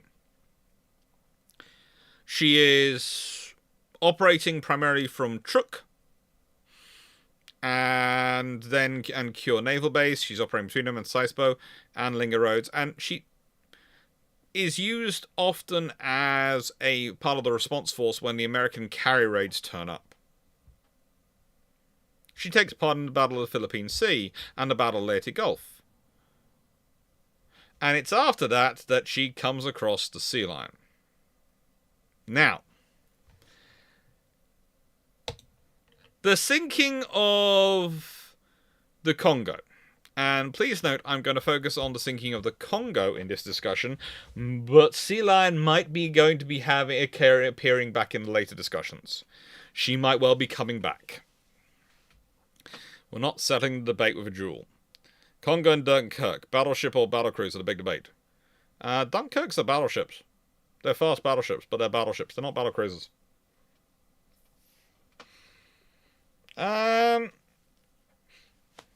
I do think Corgi probably trumps Sword, but the thing is, Clarke has a very big, very, very big fluffy research assistant. And he has a princess, so those are mighty aids as well.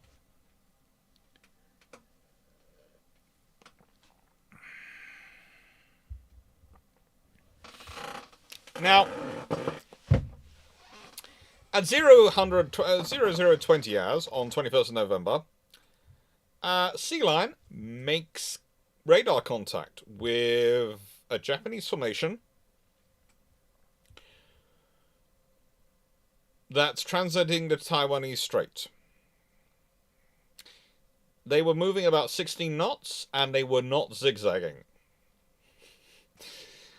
As American submarine commanders would tell you, you could always tell when it was a British fleet you were detecting because they would be zigzagging. And they would be doing it at random intervals, and they would be doing it religiously. You can tell when the Japanese are around. Ah, yeah. Michael Cooch, that's a low blow. To think you will use food poisoning to destroy my poor friend. No. By 048 hours, they had made out on their radar contacts had turned into 2 cruisers, 2 battleships, and at least 3 other escorts, probably destroyers. The fleet consisted of Yamato, Nagato, Kongo, Yahagi, Hamakaze, Isokaze, Yurikaze, Yukikaze, Kri, and So there were 6 destroyers, a cruiser, a battle cruiser, and 2 battleships.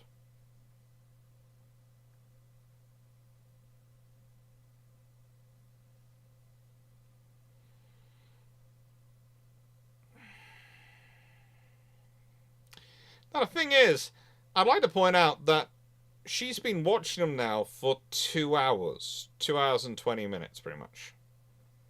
The IJN didn't routinely zigzag because, honestly, it's difficult coordinating ships at night to do zigzagging. It takes a lot of training, and it takes a lot of practice, and it's not something you're necessarily going to have the time or fuels allowance in wartime to train your fleet up to do. They could do it when they wanted to it, but they didn't seem to like to do it much at night. The Corgi might damage at 10 FPS, don't worry. At some point I will remedy my lack of swords, but we'll leave that to one side. Now, so she's at 0245 hours. She is now, by this point, ahead of the task force, turned in, and made herself nice and slow and steady for the attack. At 0256 hours, she fires 6 torpedoes at the second ship in the line. This is the Kongo. About 3 minutes later, she fires another 3 at Nagato. And at 0300 hours, her crew saw and then heard the first salvo hitting Kongo's boiler rooms. They must seem to have flooded 2 of the boiler rooms and given her a distinct list to port. Lucky for Nagato, she's alerted by this and turns hard, and her second salvo missed ahead.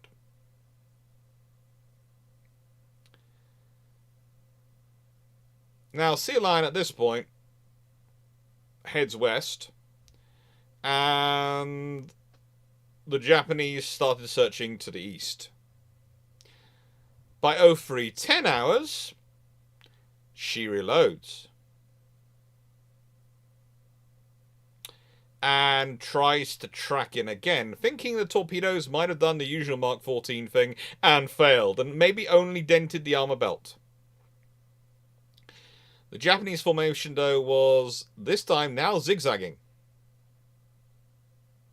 Not that well, but they were zigzagging, and the sea and wind had increased. But at 04:50 hours, they split into two groups.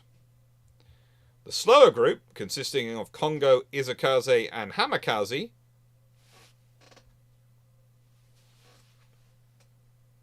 were what Sealion chose to track, and she managed to achieve an end around to regain the attack position. At 05:24 hours, there's a tremendous explosion, and the Kongo disappears.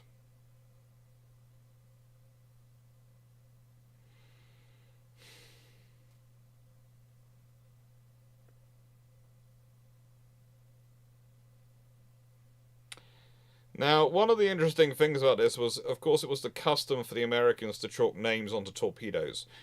Usually, they'd pick names of a factory employee who'd sold war bonds, or their wives, or girlfriends, or celebrities, people they wanted to put on there.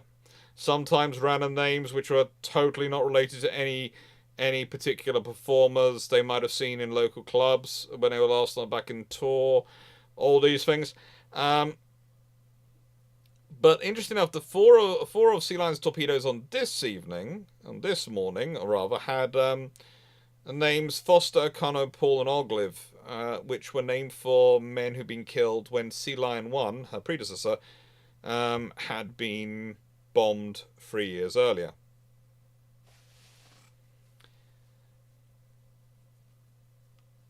And furthermore, there's actually an audio recording of this event, because CBS war correspondent had actually left behind their recorder. And so the Sealion crew had positioned the microphone by an intercom in the conning tower.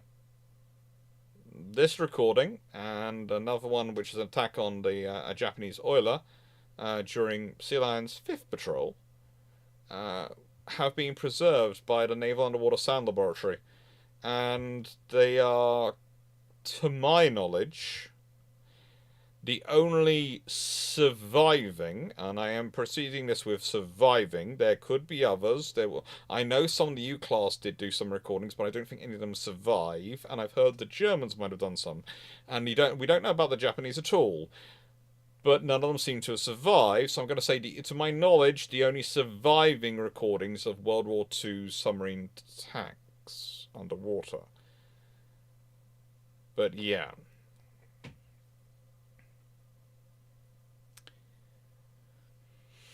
Now, the thing is, it's kind of interesting when we start looking at the Kongo account, because we don't really have much detail from the Japanese side. The details we do have are this. 2 torpedoes were seen to hit Kongo on the port side. These flooded 2 of the boiler rooms, but she's still able to make 16 knots. By 0500 hours, she'd slowed to 11 knots and was given permission to head off, break from the fleet and head to Keelung in Formosa, that's Taiwan, along with Hamakaze and Izakaze as those 2 destroyers as escort. By 05:15 hours, she is listing to 45 degrees. And flooding is uncontrollable. At 05:18 hours, all power is lost and the order is given to abandon ship. At 05:24 hours, while the evacuation is underway, the forward 14-inch magazine explodes.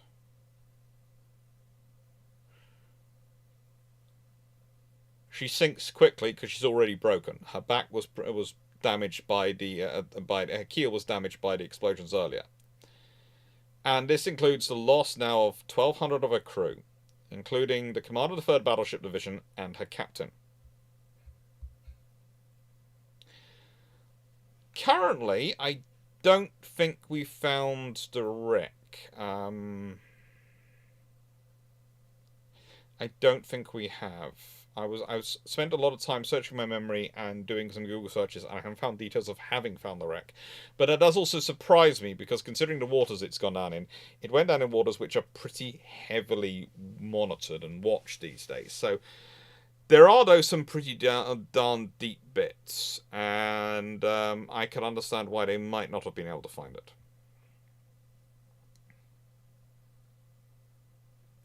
Now, the interesting thing you have here is the boiler rooms which she's hit in are quite a long way away from the forward magazine. And if we consider the way the British build and structure these ships, and these ships were structured with extras, and how she got extra subdivision, it makes it even more interesting to think that a fire could have somehow got out. And also, remember, she's not really got a fire, she's got a flooding going on. So what would have caused an explosion in a forward magazine?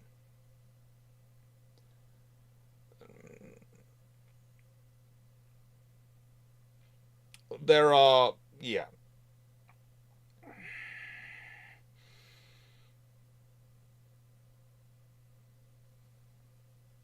Now, usually when ships explode, they explode because there's a reason. There's been...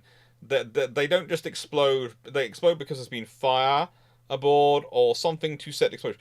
Just rolling over doesn't tend to detonate your 14-inch gun magazine, your shell magazine. Believe it or not. Unless your shells are already armed before you fired them, and when they roll over, they come out and they hit something and they go boom. But again, you don't usually have your shells stored like that. And she wasn't in live fire, she wasn't in combat.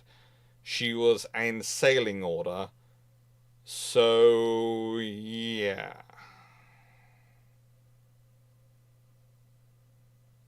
Oh, Malaya, another one I forgot earlier. I said Barham, I said Royal Oak, I said Prince of Wales, Hood, Repulse, Kongo. I forgot Malaya.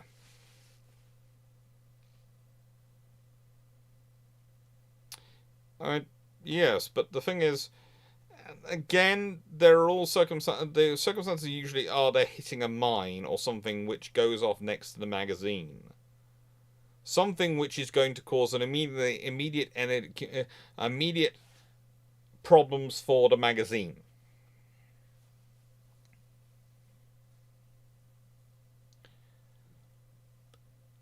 There are other options, Knight 6831. There are other options than just the Type 3 AA shells or things like that to set off the 14-inch magazine. And again, the magazines are pretty separate and are designed. There is enough protection in the way which should mean that any explosion of one shouldn't hopefully set off the other. There are other options.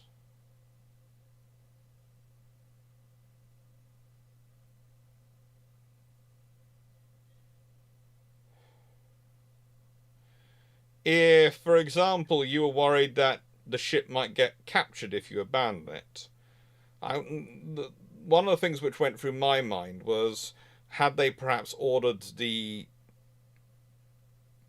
safety systems, let's say, the anti-capture systems to be armed as they were as part of the evacuation procedure, and unfortunately they weren't armed properly.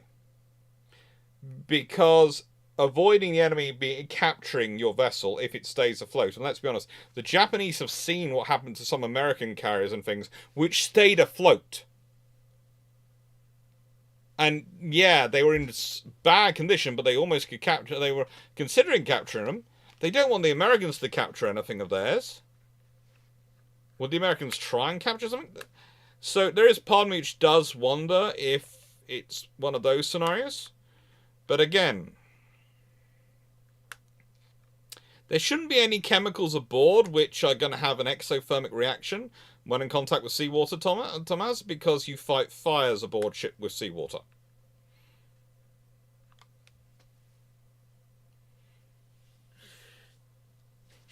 So you tend to avoid those materials around it. At least in any way where they're going to be able to be exposed to the water. So if they're buried inside the shell's explosive, then unless you cut the shell in half, that shouldn't be a problem.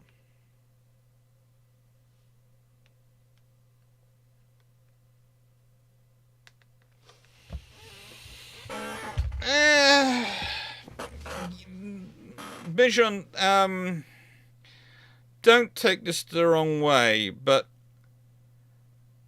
yes and no. You're kind of inadvertently, I presume, trivializing it, because saying they go boom, most of them are quite heavily investigated, and there is always a good solid reason for why they went boom. They don't just go boom.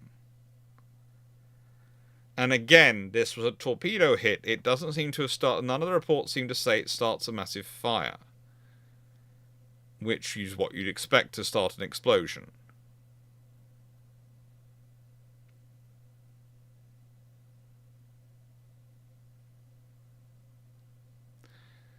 David Pierce, wait, if ships use seawater to fight fires and submarine batteries plus seawater make chlorine, what if submarines use to fight fire? That's where you start getting all these foam and other systems being developed for fire extinguishers, which are used on submarines as a rule. But yeah, there's also the fact that you can do all sorts of other things with it. Yes, John Shea. Like scuttling. As it lining up, it's the forward. It's the thing is the hits are back underneath the stacks, and the forward magazine is forward of the bridge structure. So that's a long way, a lot of subdivision loggings for there to be, for problems to have made it through that kind of a warship built to that standards. So this is the problem. There's a lot of subdivision and a lot of things down there. Now, I'm not saying it was perfect. It could have been the torpedoes. There could have been a chain reaction we don't know about. Because with 1,230 dead, there's a lot of people dead. Including a lot of their command structure. Who would know what was going on. But, yeah.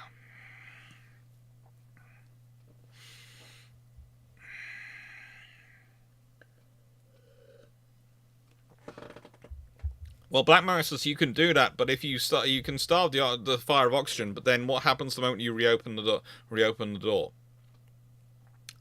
If it's still hot,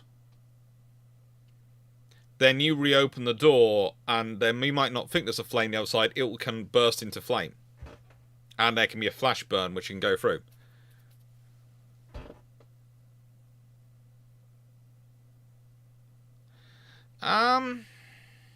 Let's see.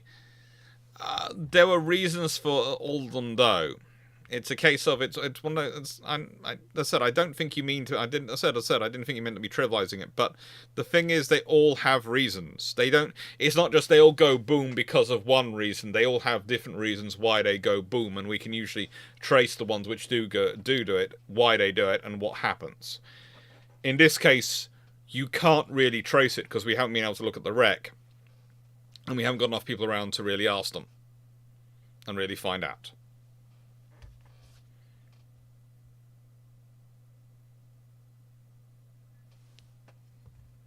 Yeah.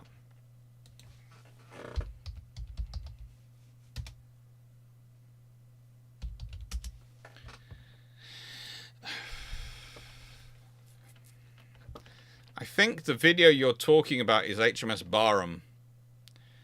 And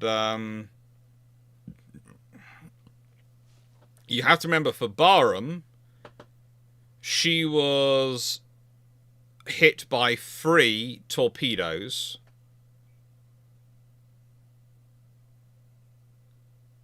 And she is basically she is hit by 3 torpedoes very close together amidships. So much so that one almost hits in the same space the other one did.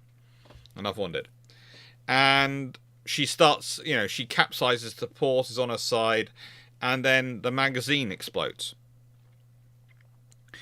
And the reason the magazine exploded, and they worked out, was there's a fire in the 4-inch magazines, outboard of the 15-inch magazines, because that's where they were located on these ships. They weren't located so similarly on the Congos. And that fire, they felt spread and detonated the main magazines. Now, in her scenario, there was some issues going on. There were some issues going on with Barham as to why the doors were open, as to why the fire managed to reach that. But also, it's not helped by the fact that the torpedoes that do strike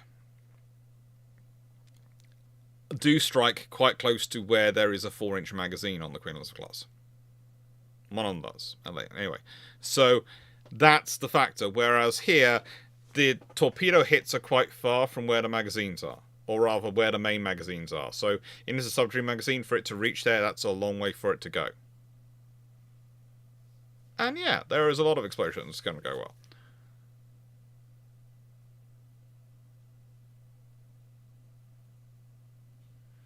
One question. Where were the kitchen facilities in relation to the full magazine, and what facilities did they have? They did have some kitchen facilities, but I don't think they were anywhere near there. I think they were further aft, from memory. If you're hearing singing in the background, that's my sister. Anyway, that's what happened to Kongo. So, I already explained this bit. Shameless book plug. Yeah, thank you everyone for watching the video. I hope you're enjoying it. Hope you find it interesting. Apologies for the singing in the background. According to some sonar scans, the second torpedo exposed the magazine of Royal Oak. Yeah, that sort of scenario, when you have a torpedo directly hit a magazine, or hit near a magazine, that's when you have the risk.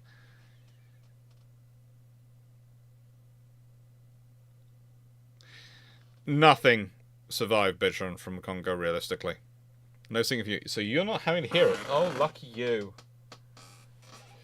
Lucky you, Jonathan Moon. She's just doing as she goes past. So, Trials, Battles, and Daring. Shameless book plug. I do them in every single video. I do it because, well, I'm a naval historian, and how we get promoted, how we get hired by universities, etc. is how well our books are doing. So, I'll promote it. And I'll say thank you again for all your support. As said, the plan is to get one book out next year. In March. And hopefully from there, I can get another book out with the proceeds from that event as soon when they start coming in, and then I can get another one out, and yeah, hopefully it all works. I've got to set up for Kindle Direct Publishing though. One of the things I have been told I've got to do is form a company, which is probably going to make my let's put it this way. If I am not able to launch in March, and if it goes up in April, I think one of the reasons might be because my accountant has told me off for forming a company that late in the tax year. I'm not sure if she will or won't. We'll see. And what have we got coming up? Well, we've got 2 historians coming up next week. That's going to be on the 2nd of December. And yeah, we've got a whole load of other things being recorded and coming out. And yeah, it's looking fairly good. There's some fairly good history coming about and fairly good history coming through. And I hope you're going to enjoy it. Castlemaine is the one I'm worried about in videos for next week, because I still haven't found the footage. I'm still hunting for it. I know I've got it somewhere saved nice and safely. I will find it. It might end up getting popped around with other things, but yeah. And yeah, Saturday is going to be Kedia Batai's Long Patrol. And it's Brew Ships 172 on Sunday. So all going to be fun. We are hopefully going to be without plumbers and electricians by Tuesday next week. By Tuesday. Maybe by Wednesday. But it should all work out in the end, shouldn't it? It should all work out in the end.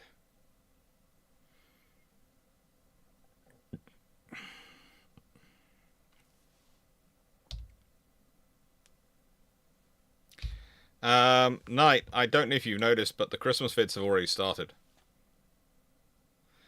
There are going to be shorts coming out soon. I haven't managed to get the shorts done started this week because literally with the amount of people wandering around the house in terms of electricians and plumbers, I just haven't had time to get them sorted properly.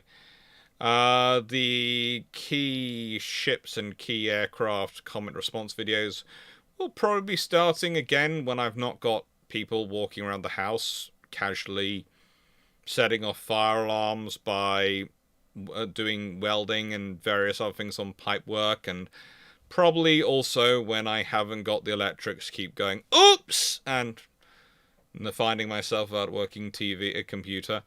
But to be fair, and I do say this is to the fair of the people who are currently doing the work on us, having looked at the scenario they're dealing with, and they've been dealing with, it's an unlabeled mess. And they have been sorting it out, labeling it, and doing really, really good work fixing it. So I have no fault at all on the people doing the work. They have dealt with it magnificently and are doing a really good job. Michael Coach, the Calyxes are already tax deductible. They're already a bit of a tax write-off. I get told off by my accountant on regular occasions for not putting enough towards my tax liability, and putting enough towards it. But remember, that's not free money. That just reduces my tax bill.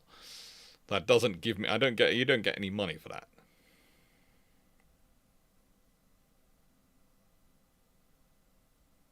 Very good, Bejon. Congratulations.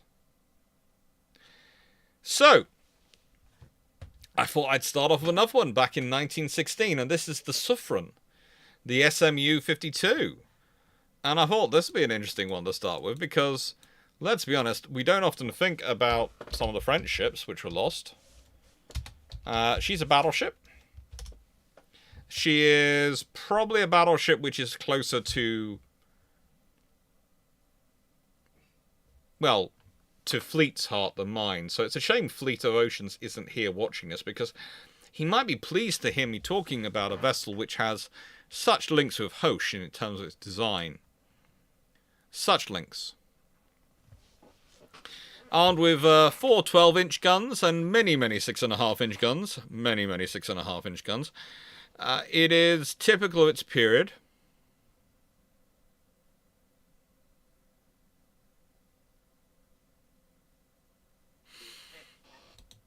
In that it is a decent size, but it is a Republic class. It is a individual.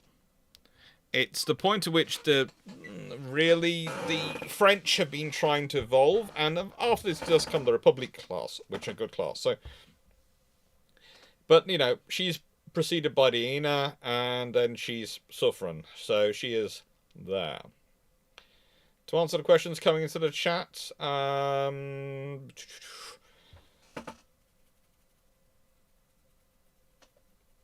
that'd be good. Bishop, please do post a letter. Emergence. Alternate Malaya question. Kongo versus the Repulsor Renown. Not together, 1v1. Who favours better in either scenarios? I would say Renown with her targeting and fire control would be able to win against Kongo. Repulse would lose. Probably night conditions definitely, but night conditions would favour either Repulse or Renown because they have far more experience in night fighting, training, and exercising than Kongo does.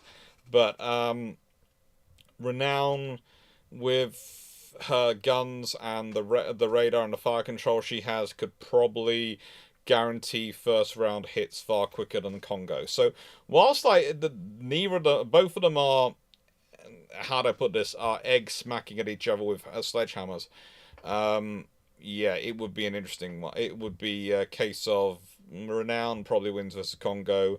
Kongo wins versus Repulse in daytime. And at night time, I'd say my money would be on Repulse and Renown just due to experience and training. Especially if Repulse is if Repulse is in her 1942 fit. 1940 or 1941 fit, 1942, 1941 42 fit, sort of. 1941 fit. Isn't it? Yeah.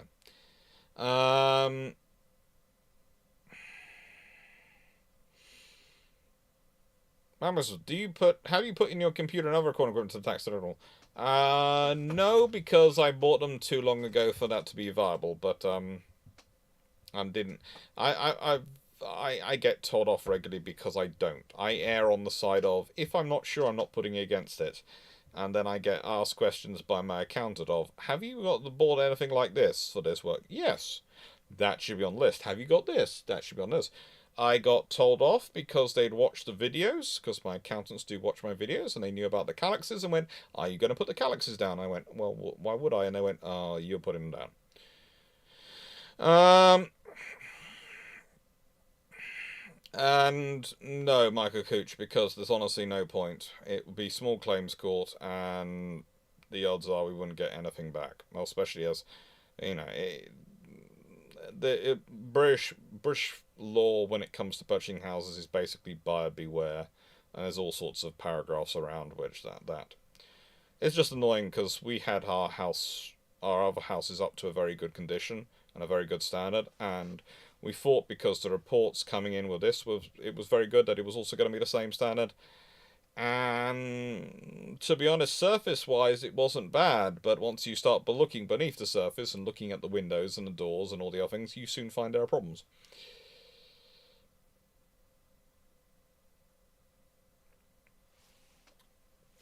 Fu's busy playing games. Probably better for him. So, let's get back to Suffren and the SMU-52. Now, Suffren is, how do I put this politely? An improved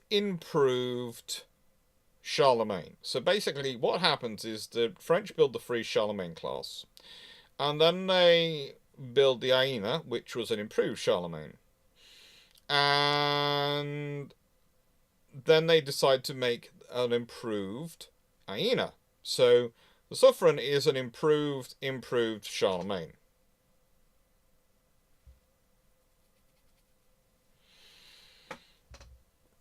Basically, it was she also suffers from mission creep in that, and the more she's discussed by the Council de Travaux de la Marine, the Board of Construction, the more they add on to her, which makes all the changes in her. The biggest change probably of her as a design is that her secondaries are pretty much entirely in turrets, and whereas the others had all been in casemates, and the main armament was increased from 45 to 60 rounds per gun. This was a big thing. 60 rounds per gun for the main armament. So that meant she was going to carry 240 rounds of 12-inch ammunition versus the 180 rounds of 12-inch ammunition they normally carried. She's built by the Arsenal de Brest. She's laid down in January 1899. She is launched in July 1899 and finally commissioned in February 1904. So she is commissioned a little over a year before Dreadnought is launched.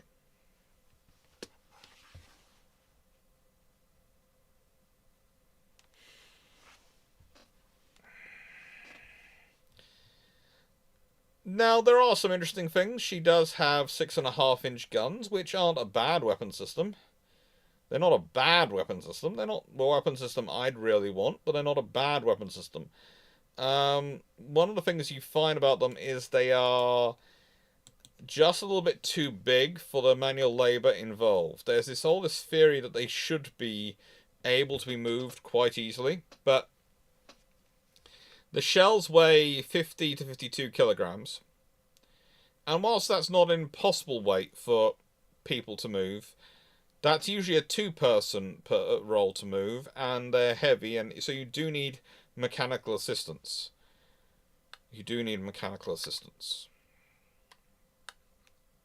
For those who like it in Imperial, it's 111 to 115 pounds. They also have an effective firing range of 9,000 meters at an angle of 25 degrees. They could theoretically achieve 18,000 meters at 36 degrees, but good luck having any control of what it hit. And theoretically 2 to 3 rounds per minute. Theoretically 2 to 3 rounds per minute.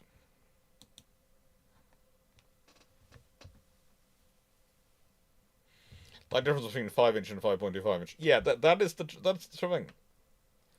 She had 3 indirect vertical triple expansion steam engines, and each drove a propeller shaft, which meant she has 3 shafts.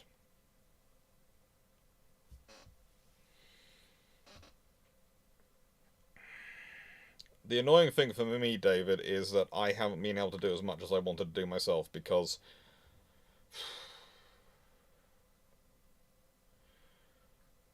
it's still getting the stamina back from the pneumonia. And I'm told by the doctors I'm actually doing well. I'm actually ahead of where they thought I'd be. Which is good. But the stamina is still not back. So it's really weird because I'm still awake the same amount of time. I'm not tired and going to bed sort of thing early. It's just that the energy in my body goes thump. I can keep going for about 45 minutes heavy doing DIY and heavy or what I would call moderate exercise in my mind. And then I just go, right, okay, I need to sit down for an hour. I'll get better though. Now, in contrast, the vessel which sunk her, the SMU-52, well, her story couldn't be any more different. And her story is not one of being considered a special or anything. In fact, U-52 is... well, she's a Type U-51 submarine. Which tells you exactly what she is. She's the second of the second of the class. And these submarines are not particularly great. They're not particularly bad either. They're roughly 700 tons surfaced, 900 tons submerged. They have 2 shafts. They have a speed on the surface of 17.1 knots, a submerged speed of 9.1 knots, and a range of 9,400 nautical miles at 8 knots on the surface. They could do 55 nautical miles at 5 knots submerged. They had 4 torpedo tubes, 2 bow, 2 stern. They carried 7 torpedoes, and they had 2 88mm guns. And saying all that, she still has a wonderful list of successes, including HMS Nottingham, a town-class light cruiser, Her Majesty's Yacht Conqueror, Her Majesty's Trawler Sarah Alice, Her Majesty's Trawler Onward, St. Goddard, Argentina, all sorts of things from France, Italy, Denmark, Portugal, Norway, Sweden, Russia. She is a very successful vessel. She sinks 70,000 nearly gross registered tons of merchant ships, 18,500 tons of warships, 1,000 tons, almost 1,100 tons of auxiliary warships. She damages a further 12,000 tons of merchant ships. She damages a further warship, which is 1,250 tons on its own, and another auxiliary warship. So let's put it this way. This is one successful submarine. And she does this across 4 patrols. She enters service in March 1916. She surrenders in November 1918, is broken up in Swansea in 1919.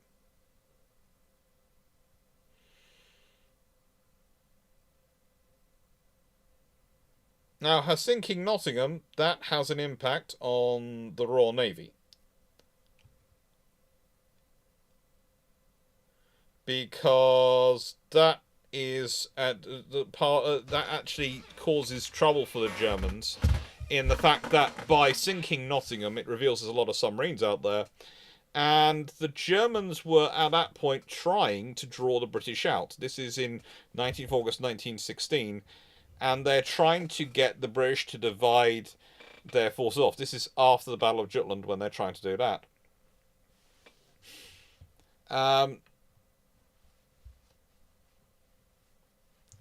The Suffren, well, she was sunk 90 miles west of Portugal on the 26th of November 1916. 90 miles west of Portugal.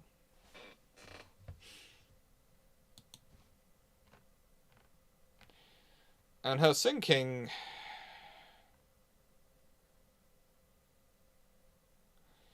is really rather unknown by a lot of people. It's one of those things where she departs the recall at Bizet. She'd been in the Lorient, and that's where she was sort of heading for. She'd originally originally been going to refit in Bizet, and then she's decided it's going to go to the Lorient. And on the 15th of November, she reaches Bizet. She recoils and then heads for Gibraltar. I keep wanting to say recoils then. She recoils. She's delayed, doesn't get to Gibraltar the 23rd of November. She there recoiled there. These are quite coal-intensive ships. Don't worry, Darius Harrison. And then she starts. She goes up and she's not got an escort with her. She's going into the Bay of Biscay. She's going up the coast of Portugal to the Bay of Biscay and on to Lorient, and she hasn't got an escort with her. On 26th of November, she's torpedoed by the SMU-52. What do we know is that the torpedo detonated a magazine, and Suffren sank within seconds, and her entire crew were gone with her, all 648. The SMU-52 was at that point en route to the Austro-Hungarian naval base at Catharo in the Adriatic Sea.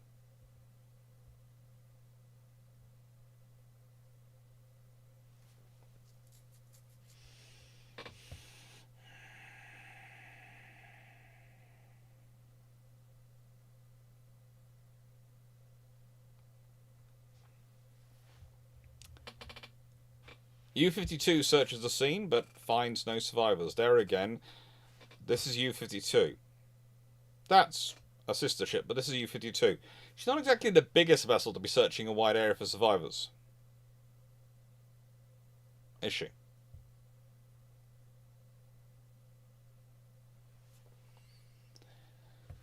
Now, the thing is, I do sometimes think about that event and think, well, for the sake of a bit of luck, that could have been Dreadnought.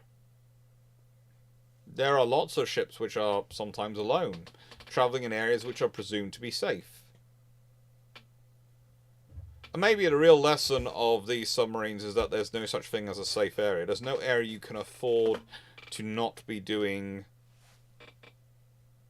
the zigzag. There's no area you can afford to not be doing having escort, to working as a pair of ships. There's no area basically you can afford to relax. And it's one of those myths of history that there are areas you can afford to relax in war. And realistically, when we start to look at it, there isn't. There really aren't. Like Maximus, old history. Dr. Clarke is able to close on the house back in June, and able to fix out the house before pneumonia. The thing is, I do wonder if I'd have got the pneumonia as bad as I did if I'd been down here, because don't take this the wrong way, but dealing with the medics down here, they are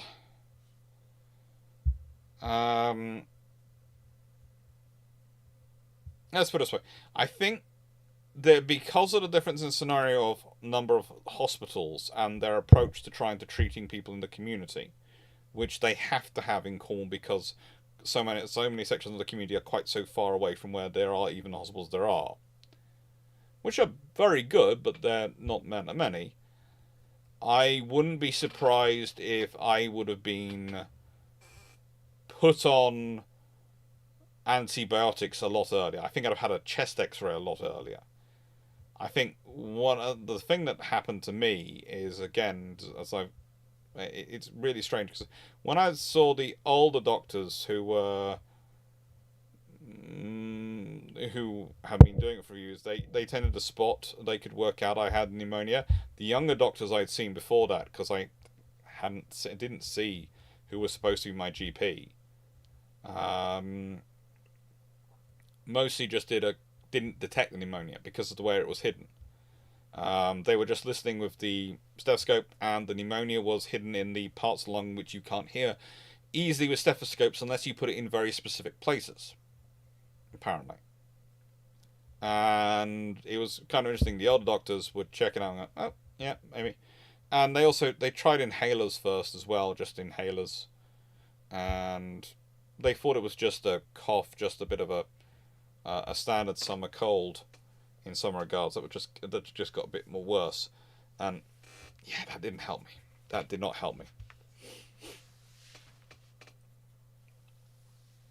That's right. It wasn't safe in the olden days either. If you consider before subs, there was always the surface raiders. In the age of sail, there's always the chance that you come across, and we could have talked about that today, or a third rate sailing out with a couple of coming out a couple of fifth rates or something like that, just sailing around and go, oh, hello, we spotted you. It's happened a lot in history. There is no such thing as a safe space in terms of war. Unless your enemy is chronically weak compared to you, there isn't. The whole legend of John Paul Jones is the fact he made sure there was no such thing as a safe space for Britain. It's something we like to think of there being. And we like to think of, oh, it's now the modern systems have created these circumstances. But there never was a safe space. You always had to be on your guard. And the issues happen when people aren't on their guard. As I was discussing in the World War One channel thing, it's, the issues were when people weren't on their guard. Then we have, in November again, we ship forward and we get to HMS Dunedin.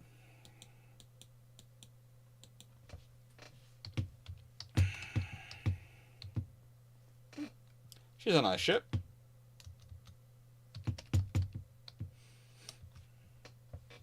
A Dan A class.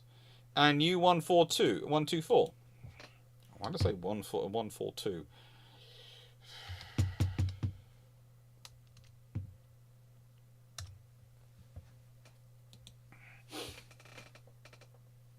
Hence the parenthesis. Yeah, that's wrapped around. That's why I will go. I don't. Yeah. I don't like parentheses as a rule. It's easier to keep it simple. It just wasn't safe. It was not safe.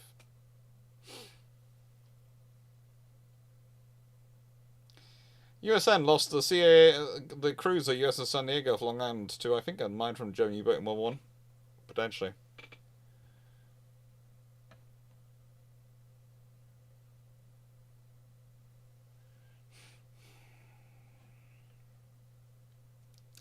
Now, U-124, well, she's a Type 9B submarine.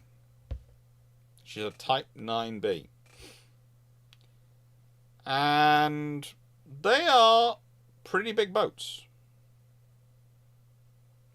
She's launched on the 9th of March 1940 and commissioned on the 11th of June. So she's one of the early war ones. She is sunk by British warships on the 2nd of April 1943. And by that point, she is on her 11th patrol. And please note, when we say she's sunk by Royal Navy warships, she has the distinct displeasure to come across HMS Stonecrop, a Flag-class corvette, And HMS Black Swan herself, west of Oporto in Portugal. All 53 crew members die when she gets taken down. Now,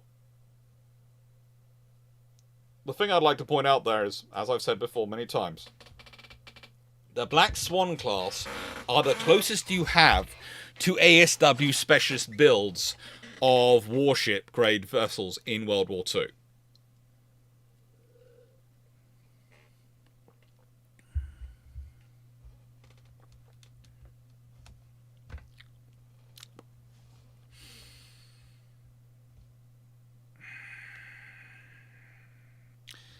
Colin, that's better for a brew ships question, I think. That's better for a brew ships question than today's topics.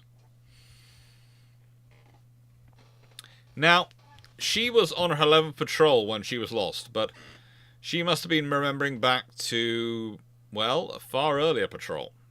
A far, far earlier patrol. Because, well, she has a fairly good time. She has a fairly good history. And a fairly good service.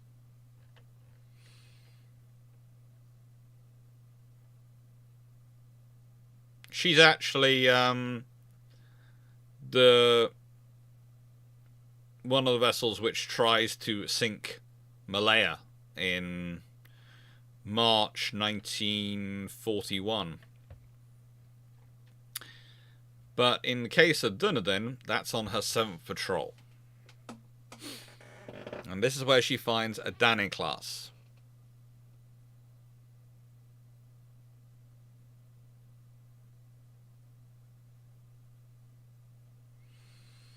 Yeah, the last Black Swan, we're not sure about the condition. And honestly, it's one of the reasons I would like to visit Egypt to try and ascertain the reality of her situation, because I keep getting mixed messages from people, including an archaeologist friend in Egypt who swears that she's no longer in any condition. But the vessel in Egypt, but we'll see. Let's see. So, Dunedin is a Danny class cruiser. That means she's actually quite useful. Okay, yes, she is launched in 1918 and commissioned in 1919 first, but she's a useful vessel. She has 6 6-inch guns on single mountings. She has some 3-inch AA guns and some 40mm pom-poms and 12 torpedoes, 4 triple launchers, as she's launched. And as you all know, if you watched the World of Warships parts of the Historiathon streaming, I do like my Danny class cruisers. I can have a lot of fun with them.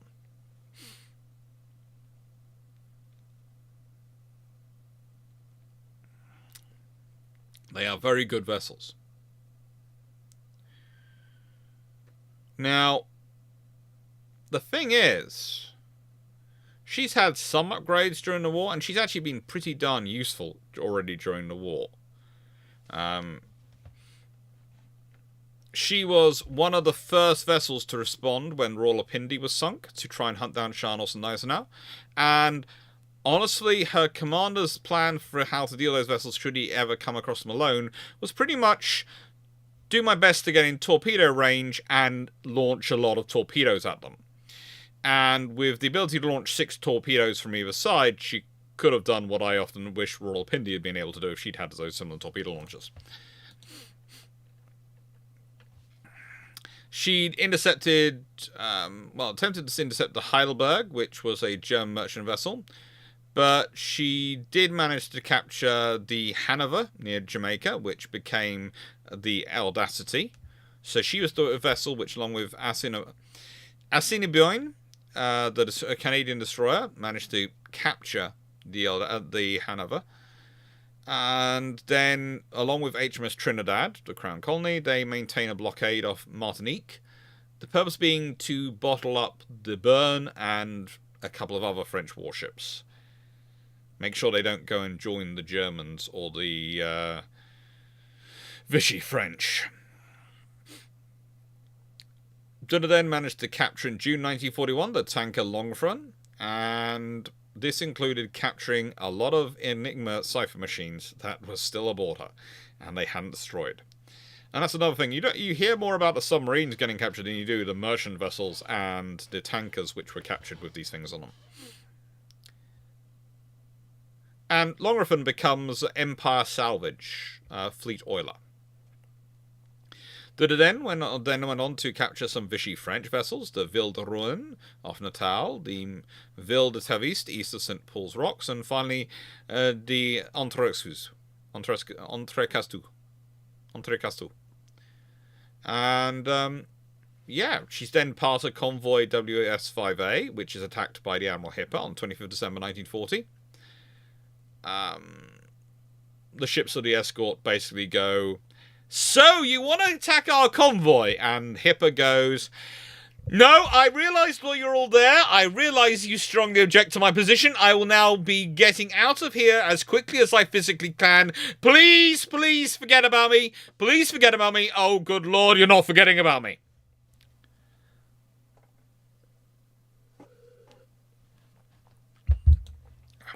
Now, on the 24th of November, Dunedin, along with two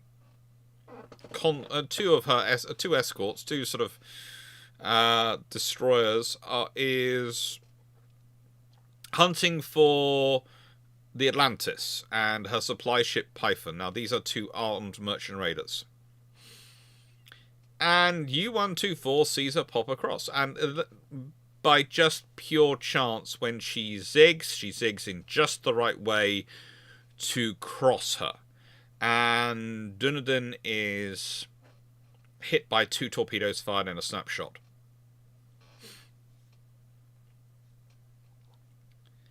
They were actually outside the theoretical maximum range of the torpedoes. They were outside. So basically, she both is zagging, just zags in the wrong direction, and just zags at the wrong time. A minute later, she'd have been fine. A minute earlier, she'd have been fine. And the torpedoes aren't even fired. They realise after they fired the torpedoes, they're not even range of the target. Ran out of fuel before they get there. Shouldn't get their target. And they do. And she sinks 17 minutes later. They hit her hard. She's a World War I era cruiser. They managed to fill up the spaces. And because she sinks quite so quickly, and because they're trying damage control, 419 of her crew die. Of the 486 personnel she had aboard at the time, only 4 officers and 63 men survive.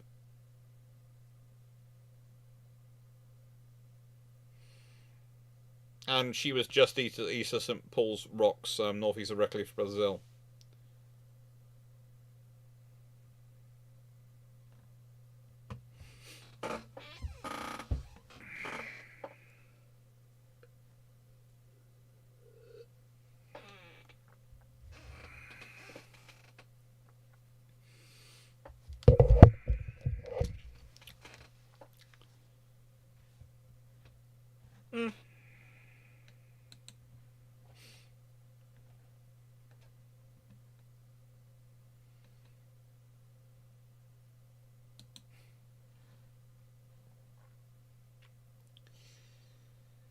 So that's for Dunedin. And then we got Barham.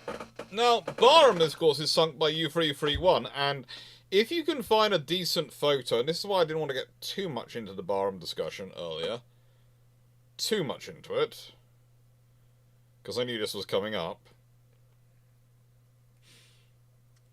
She sunk on 20th of November 1941 by Barham, by U-331, which is literally the day after. Dunedin's lost on 24th, Barham the 25th. And U-331 ends up getting sunk herself by aircraft when she's trying to surrender, because the message never seems to get through to HMS Formidable that U-331 is trying to surrender. So, martlets and swordfish, I think, or might be now because basically turn up and strafe and torpedo her while she's on the surface. It's not good.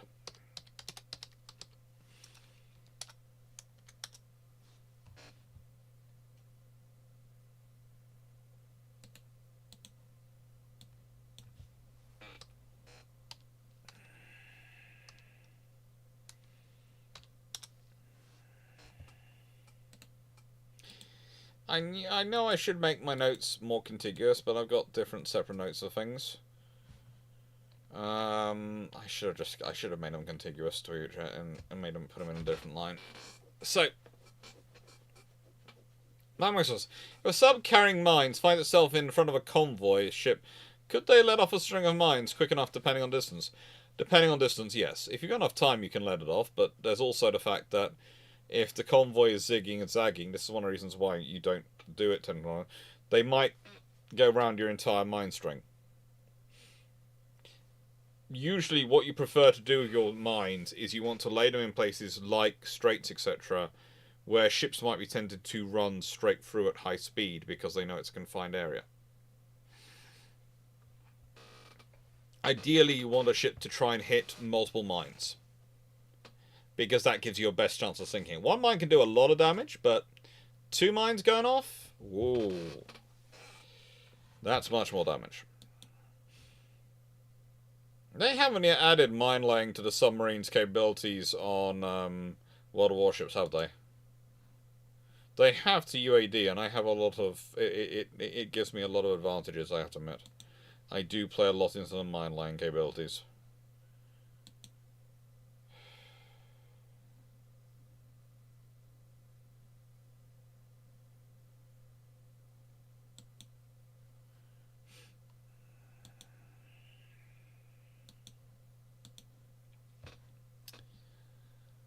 Now, in the case of U-331, she's a Type 7C, so one of the more common boats.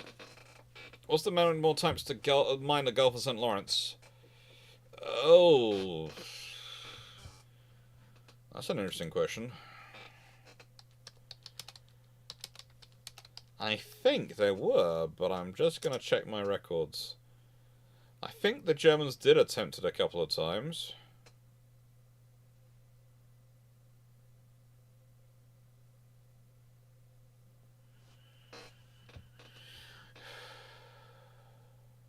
Huh.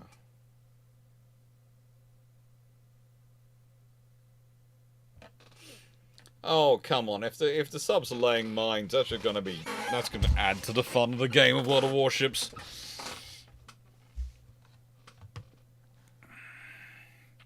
I think that the German submarines did try with the mouth of St. Lawrence on a couple of occasions.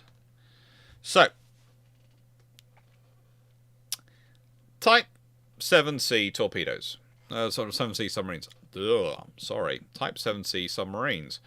Roughly 757 long tons. That's 769 tons on the surface. And 871 or 857 long tons submerged.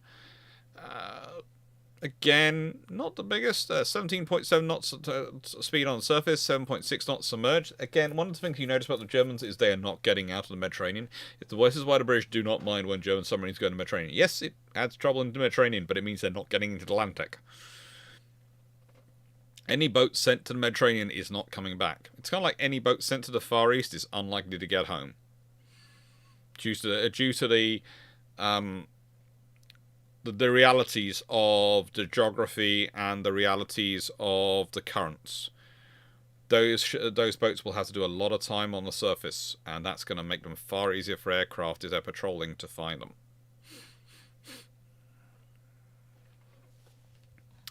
So again, 4 bow torpedo tubes, a single stern torpedo tube, able to carry 14 torpedoes or 26 mines. a single 88mm gun, and a single 20mm gun.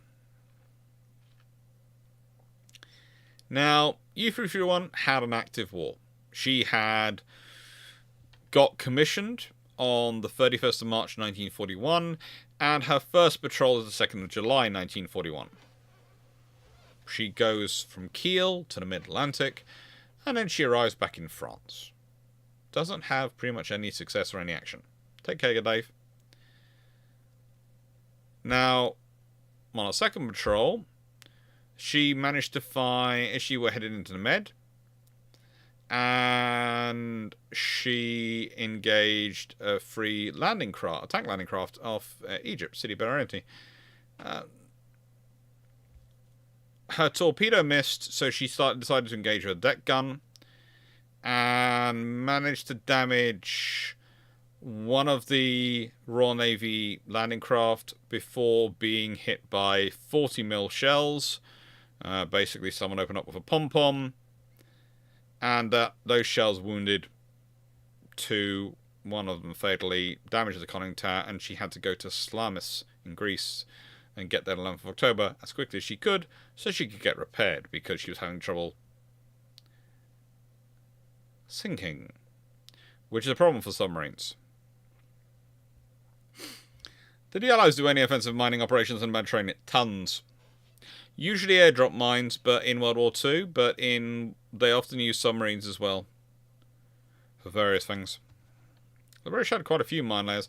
The British mine-laying submarines had been part of the defence of Singapore as well. That's where a lot of the largest submarines come from. The Royal Navy really liked mine-laying submarines, and as I've said before, the submarine which survives sitting in Estonia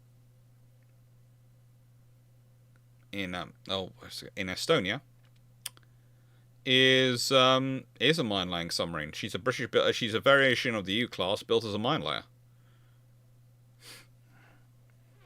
The sinking part or the coming up part? Back up part. Sinking with confidence they will come up part, I think, is the problem. The sinking with the confidence they'll come up. There again, sailing from Salamis on 12th of November, she returned to the Egyptian coast.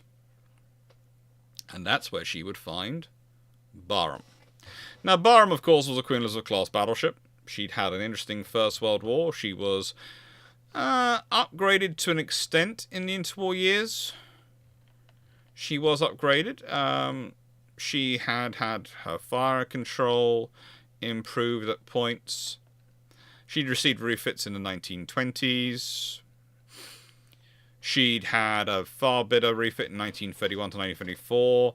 Our superstructure was rebuilt in this period. Torpedo control turrets, rangefinder removed, and the aft set of torpedo tubes. The fore tunnels trunked into the aft funnel to reduce smoke. They have a hack system, that's a high-angle control system. They have some octable pom-poms added in. Turret roof armor's improved. Armor's added over the magazines. They have torpedo bulges added on. They have all sorts of things added on to try and make her better. Now,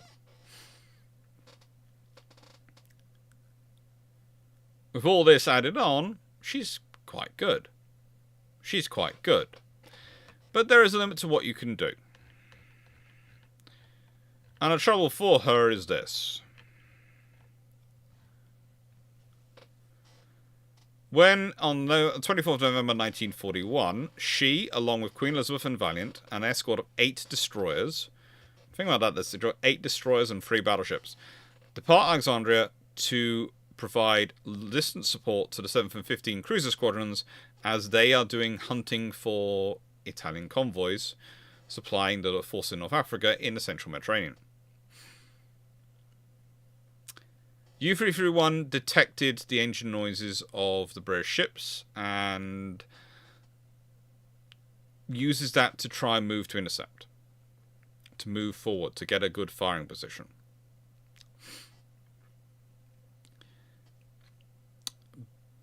By afternoon on the 25th of November, they're on what we would call reciprocal courses. And the commander of U331, Tissenhausen, takes U-331 to battle stations at 1600 hours. HMS Jervis detects her. Their ASDIC operator detects the submarine at 1618 hours, but it's disregarded as the angle that they're detecting suggests it's 40 to 60 degrees wide, which is far larger than a submarine, but probably the aspect of the submarine was what was confusing the ASDIC at the time. It was estimated to be only between 900 and 1100 yards, and one of the big things there is, well, this is 1941. The British, by this at this point, have developed mostly a habit of depth charge, if in doubt, depth charge, but Jervis seems to, for some reason, not follow this. U-331 actually aims to fire her torpedoes at Queen Elizabeth, but she passes her by. So she holds a line and waits for Barham, which was closing quite quickly by this point. They fired their torpedoes at a range of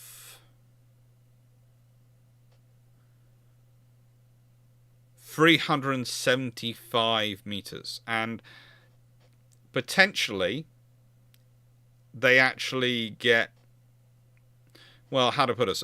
Thanks to the discharging torpedoes, the bow wave from Valiant, which was also storming up because they're in loose line, the U-331's conning tower broaches the surface and is engaged by one of Barham's pom-poms at a range of roughly 30 yards.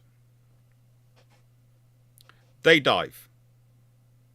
They reach indicated depth of 265 meters, which is at the point at which they should be absolutely crushed because the depth rating for the class is 150 meters, and she managed to get away and reach port. Tissenhausen has no idea what he's done. With 4 torpedoes launched at 375 meters, you cannot do any evasive action. The 3 torpedoes strike amidships. They are so close, they throw up a single water column. That's the description. It's single boom of water.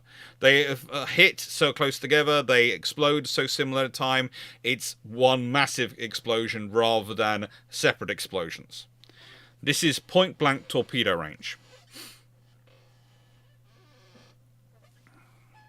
And I said, with this much damage, basically the cumulative impact of 3 torpedoes going off simultaneously almost on top of each other, she is over on her side within 4 minutes.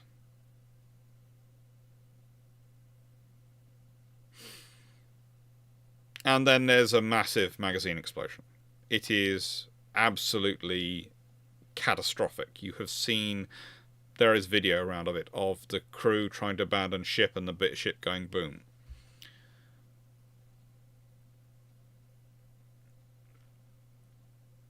.862 officers and ratings are killed.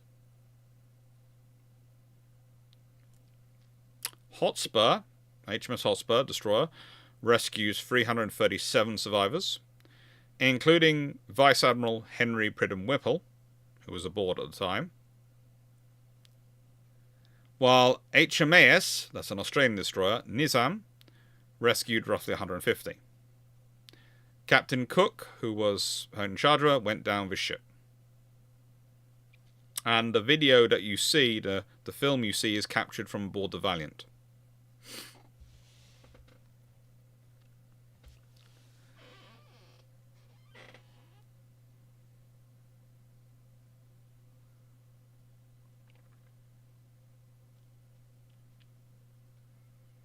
It's only after the Admiralty admits that a Queen Elizabeth has been sunk that they actually award Tissenhausen with the Knight's Cross of the Iron Cross thing.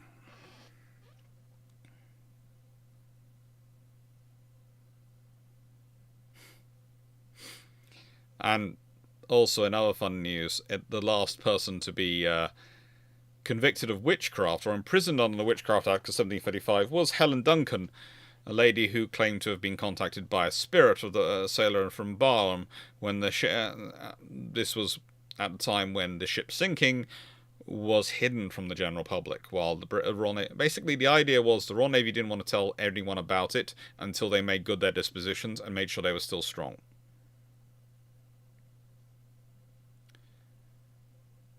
So basically only does above deck live? Pretty much.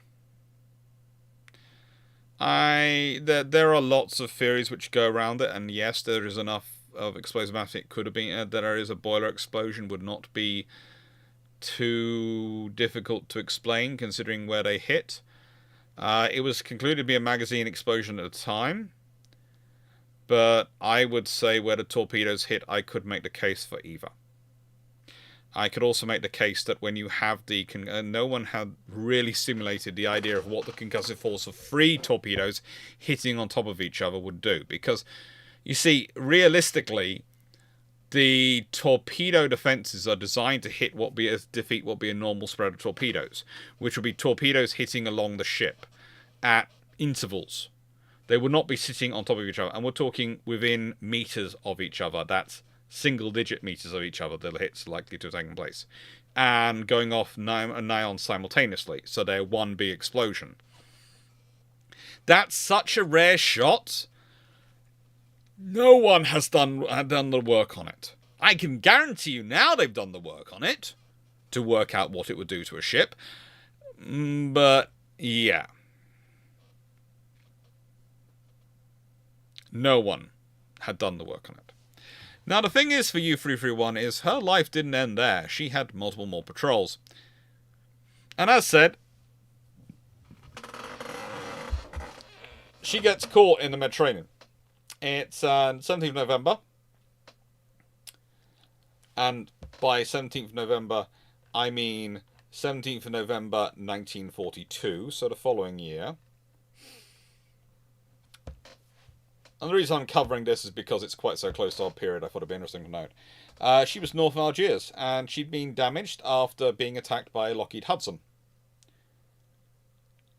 Unfortunate damage had rendered the forward hatch open, which meant that, as said, she couldn't dive without the prospect of not being able to surface again.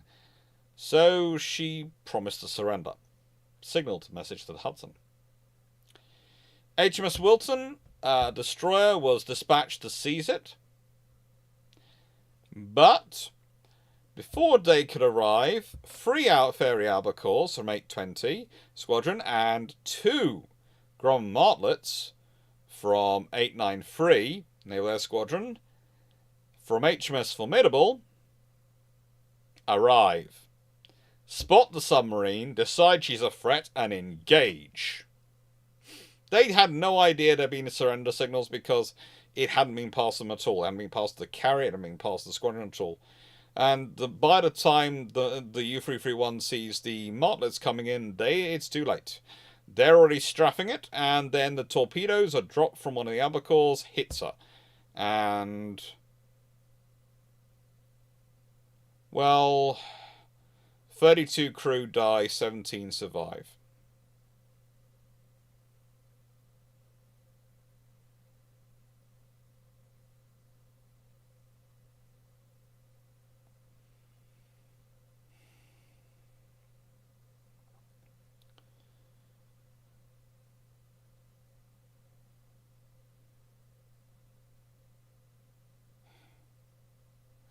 Take care, Vision.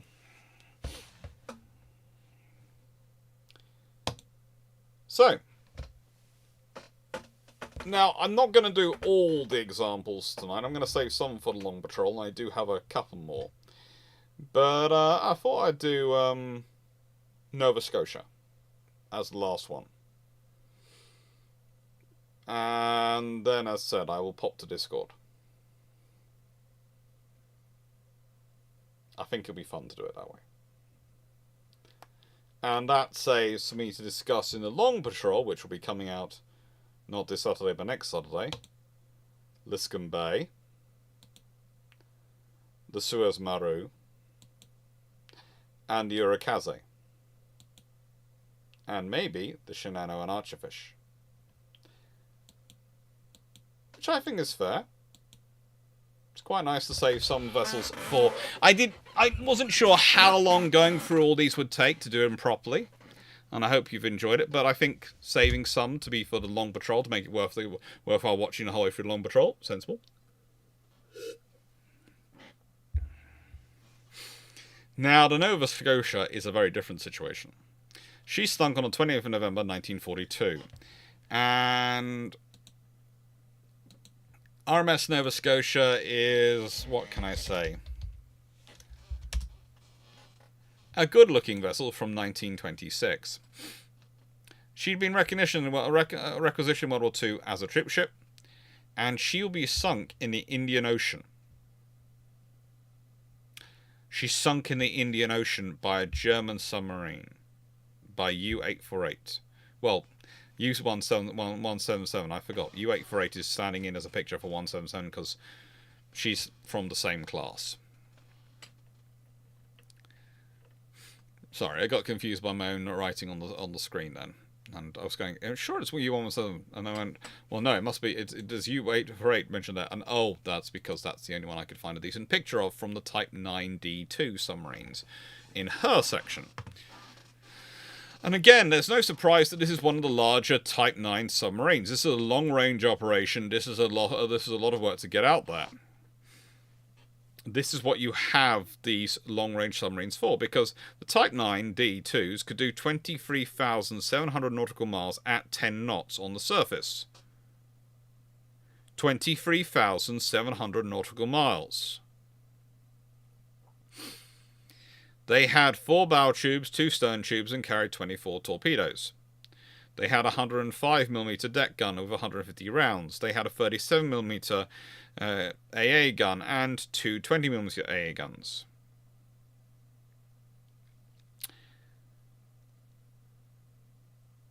Now, there's a debate as to how fast they are on the surface. I would give the figure of 19.2 knots, but some will turn around and tell you it's in excess of 20 knots.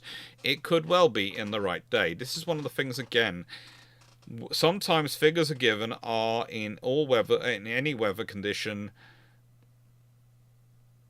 in any weather condition under normal operating procedures.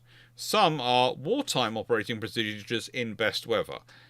Those are going to be different figures. Those are going to be different figures for speed. So this is why you always have to be careful with navies, because they don't all operate the same way. And especially benchmark navies, or navies which used to be benchmark navies, tend to be rather cagey when it comes to things like revealing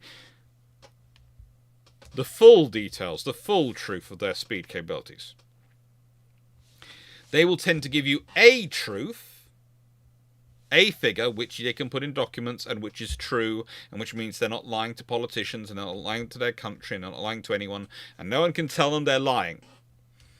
But that figure might be, well, this is the speed we can achieve in all weathers under normal operating considerations, i.e. peacetime, when we are not wishing to work our engines to the death. But if you consider, and this is a stat I've said in a couple of videos lately, that the average view is that war time,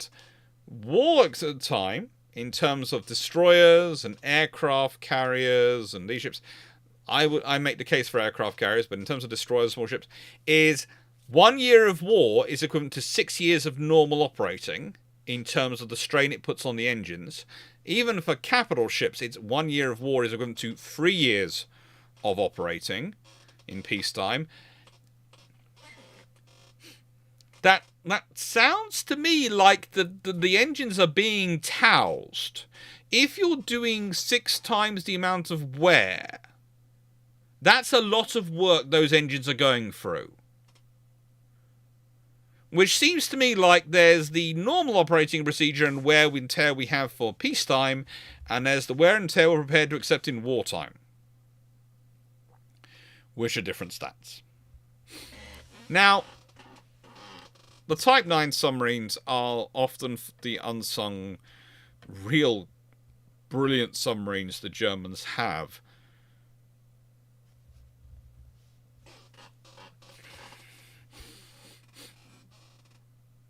They are some of the most capable vessels they have. And when they start deploying vessels like this out to the Indian Ocean, they cause trouble. In the Atlantic, they can cause trouble. They can range far and wide.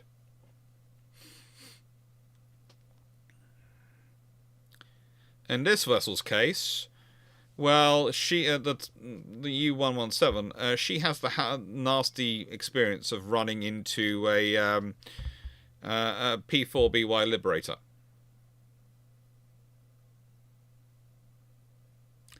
She gets a lot of depth charges dropped on it. A lot of depth charges. And 50 men are lost. 15 are survive, and they're picked up by USS Omaha. Just to make the point.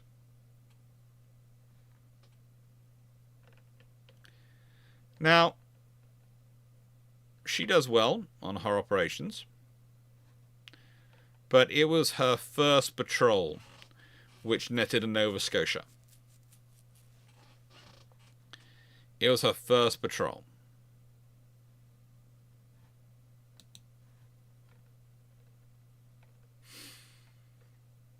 Now, during civilian service,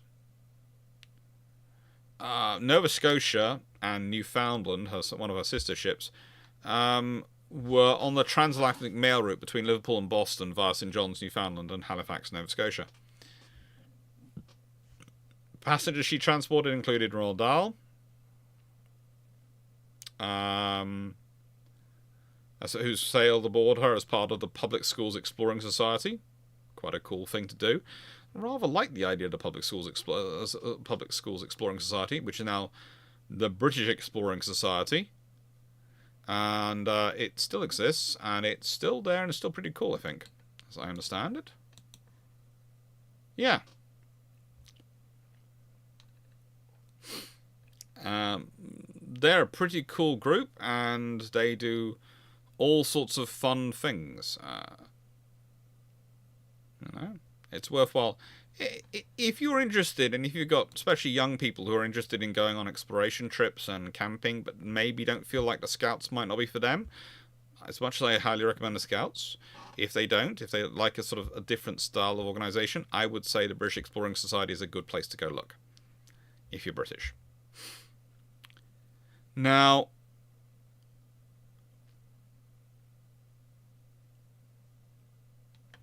in case of Nova Scotia, in wartime, she's taken up in 1941 by the Ministry of War Transport, and she's a troop ship.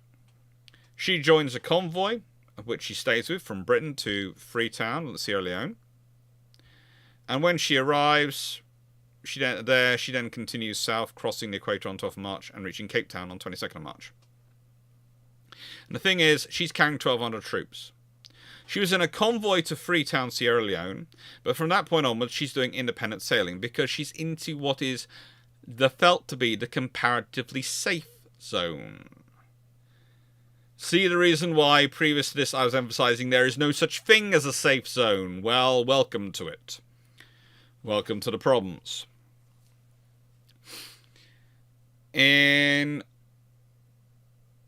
She then reaches Cape Town, South Africa, on 22nd March, and then she gets up to Egypt. In 1942, she leaves Port Tewfik in Egypt and sails down the Red Sea to Massawa. And she's going to British-occupied Eritrea at this point.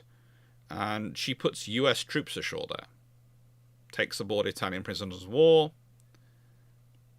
Calls at Aden. And then carries on unescorted again. She's carrying 750 Italian prisoners of war, some civilian internees, and a huge amount of mail bound for Durban, South Africa. She gets to the Mozambique Channel. She's off the coast of Natal Province, South Africa. At 07:15 hours, on the 28th of November 1942, U-117 hits her with 3 torpedoes.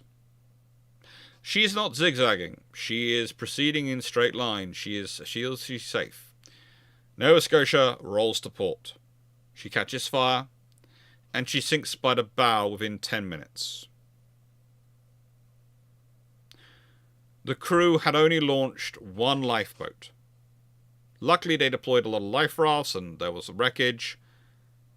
But that's what survivors depended upon. Otherwise, those who entered the water, let's say they drowned, because the other option is they got killed by sharks.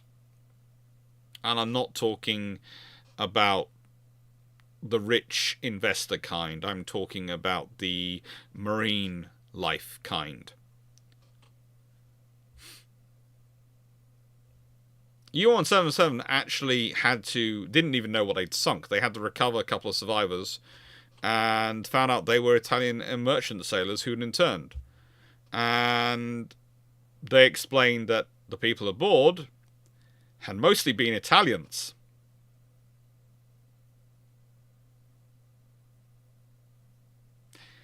This meant that, how do I put this? There was an issue. There was an issue because technically they're allies. But Donitz has issued something called the Laconia Order, which forbade them to try and search for survivors. So they actually have to withdraw and radio headquarters in command. Headquarters, being German headquarters, follow the letter of rule and order that Gizeh, who's the commander of U-177, to leave the survivors in the water and continue patrol. They then went to send a request to Portugal, which sent a frigate to go and try and recover people.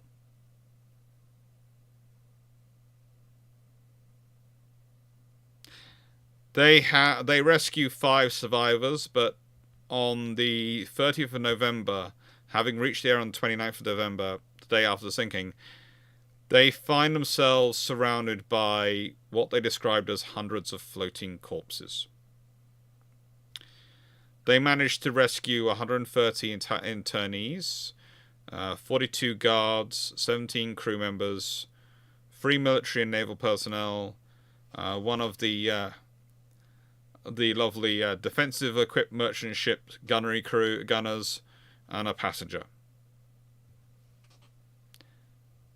Nova Scotia had gone down with 650 Italian internees, 96 crew members, 88 South African guards, 10 of the DEMS gunners, 8 military and naval personnel, 5 passengers, and the master.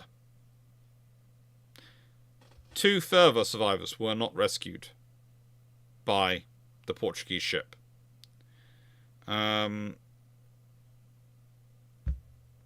There was an Italian who drifted on life raft for a fortnight until they came ashore in Natal, and another who was rescued the 3rd day after the attack.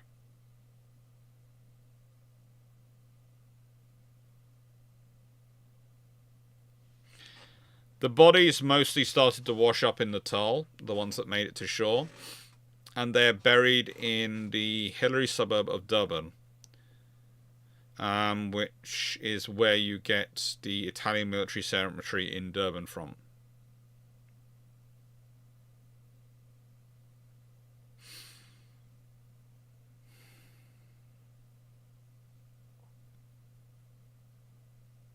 And that's what happened to her. So as you can see, the problem is that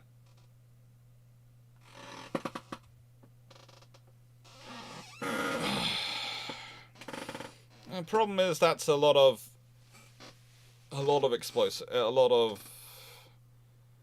scenarios where people thought they were safe for various reasons, or felt they were safe. And that's the thing about submarines: they're ambush predators. They always have been. They always will be. If you feel safe, that's when you're at your weakest point versus an ambush predator. Ambush predators want you to feel safe.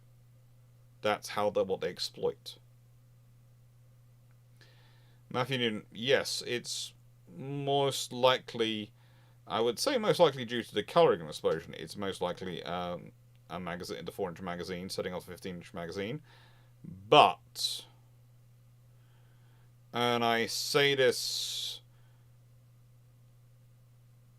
because of the reality of the situation we're looking at in terms of Barham.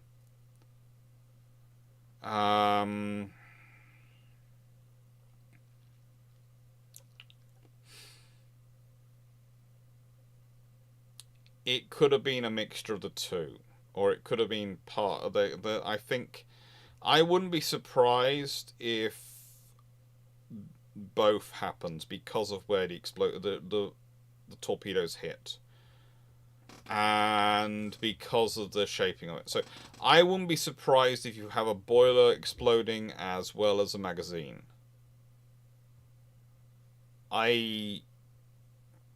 I see the arguments about it being one or the other, and I can understand it's simpler to think it of one.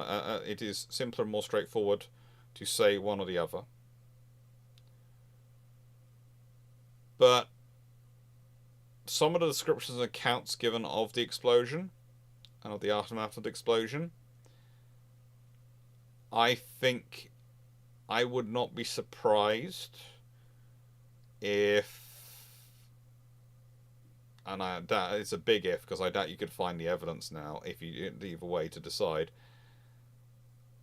I would not be surprised if both a boiler, which could be in trouble, a serious trouble after that level of hit, and a magazine cooked off. And the reason I say that is because of the scale of the explosion, but also because of the way the explosion is shaped. Now, the thing is, I could be wrong, because, as I said, there isn't really enough evidence left to really argue which way. So you might as well go with the. And I normally, if I was writing in a book, I would write the findings of the Board of Inquiry was it was a 4-inch magazine setting off a 15-inch magazine, because that is the most straightforward course of events. But there again, the simulations that have been done post-war about those torpedoes hitting like that often cause massive amount of shock to go through the system, including a lot of spooling of internal walls and a lot of spooling of metal shards going around all over the place. And that can set off magazines, that can also set off boilers. And the thing is, you have these explosions taking place, and it's a massive effect on the vessel. So that's my perspective. My perspective is, I don't think it's one or the other. I think it could be both. Did anything get hit by Shuttler from Barham? Pretty much every ship in the formation felt it in some way or the other, is the way it's described, but nothing is really reported. Some witnesses describe as pretty much every ship in the formation feels something, feels the effect.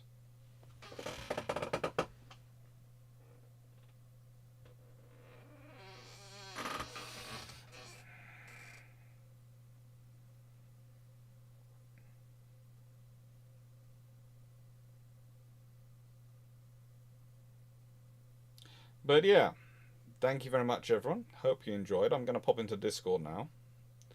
I hope you found it interesting. I hope you found it an interesting evening. I hope I've managed to answer all your questions. And yes, Judge Anderson, they have. I think the Barham, they have found the wreck. I think the trouble is there's so much damage from the explosion that actually, how do I put this? And then you've got the effects of the sea and what else is going around. I don't think anyone can really, with accuracy, work it back. I'm sure someone can make a case, but I think they have found her wreck.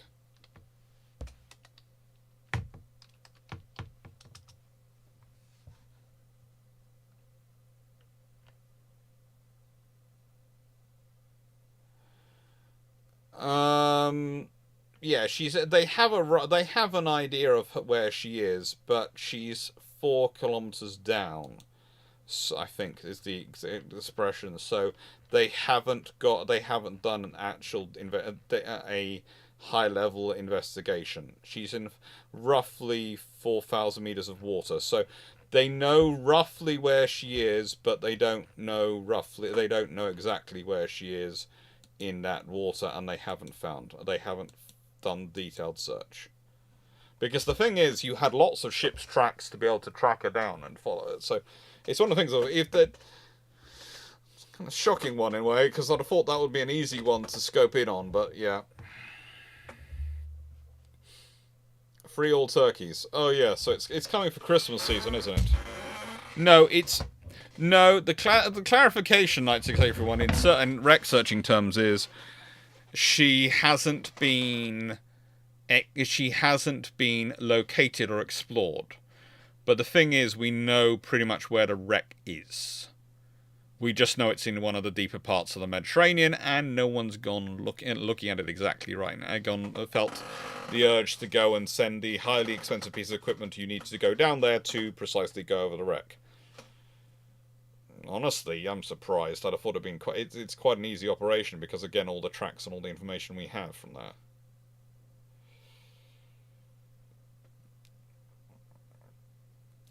The wreck hasn't been lost. It's not like if a ship goes down solo and disappears, then you need to go find the wreck. That's finding the wreck and searching for the wreck. That's when you're not sure what it is. When you know very much which area the ship is in and you just need to locate it within it and thoroughly search it, that's what we're talking about in Barham's case. Yeah, this is the other problem. I'm reckoning Barham is going to be spread over the area quite heavily. I'm only surprised there are some hefty chunks surviving. I'm only surprised that there are some absolutely hefty chunks surviving because the weight and sheer construction of a Queen Elizabeth class battleship means that if anything can survive, that's going to. But the thing is, you'll learn very quickly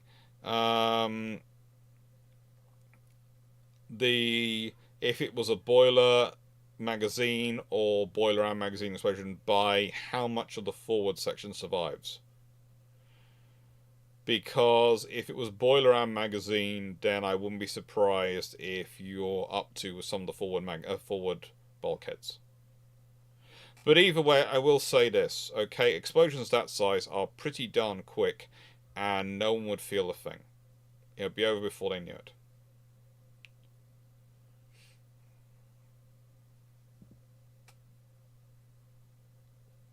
Raptor, I don't want to get involved in that one. There's all sorts of other issues as well in that area. You have to remember we are talking about the Pacific where, and I don't want to get into this because it's frankly a very sensitive topic in terms of how it affects those people alive.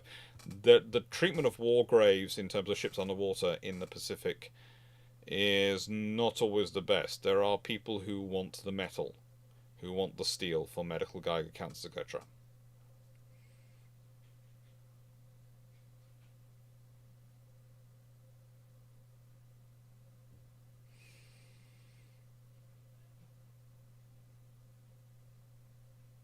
Anyway, I'm going to say thank you very much, everyone. And as I said, I will be turning up on Discord shortly. I'm first going to go check out why there is a lot of shouting going on in the area immediately to my that direction. I am sure there is a good reason, but I'm also sure that we are a house which currently has no heating, and there's no hot water. So, yeah, let me go find out what's going on. Take care, everyone. I'll be on Discord shortly, and I look forward to chatting. I'll be in the general chat area to chat away. Thank you, Michael Cooch, Thomas Gokwa. Thank you, Cody88. Thank you, Jack Ray, for the memberships. Thank you, everyone, for the super chats and super thanks.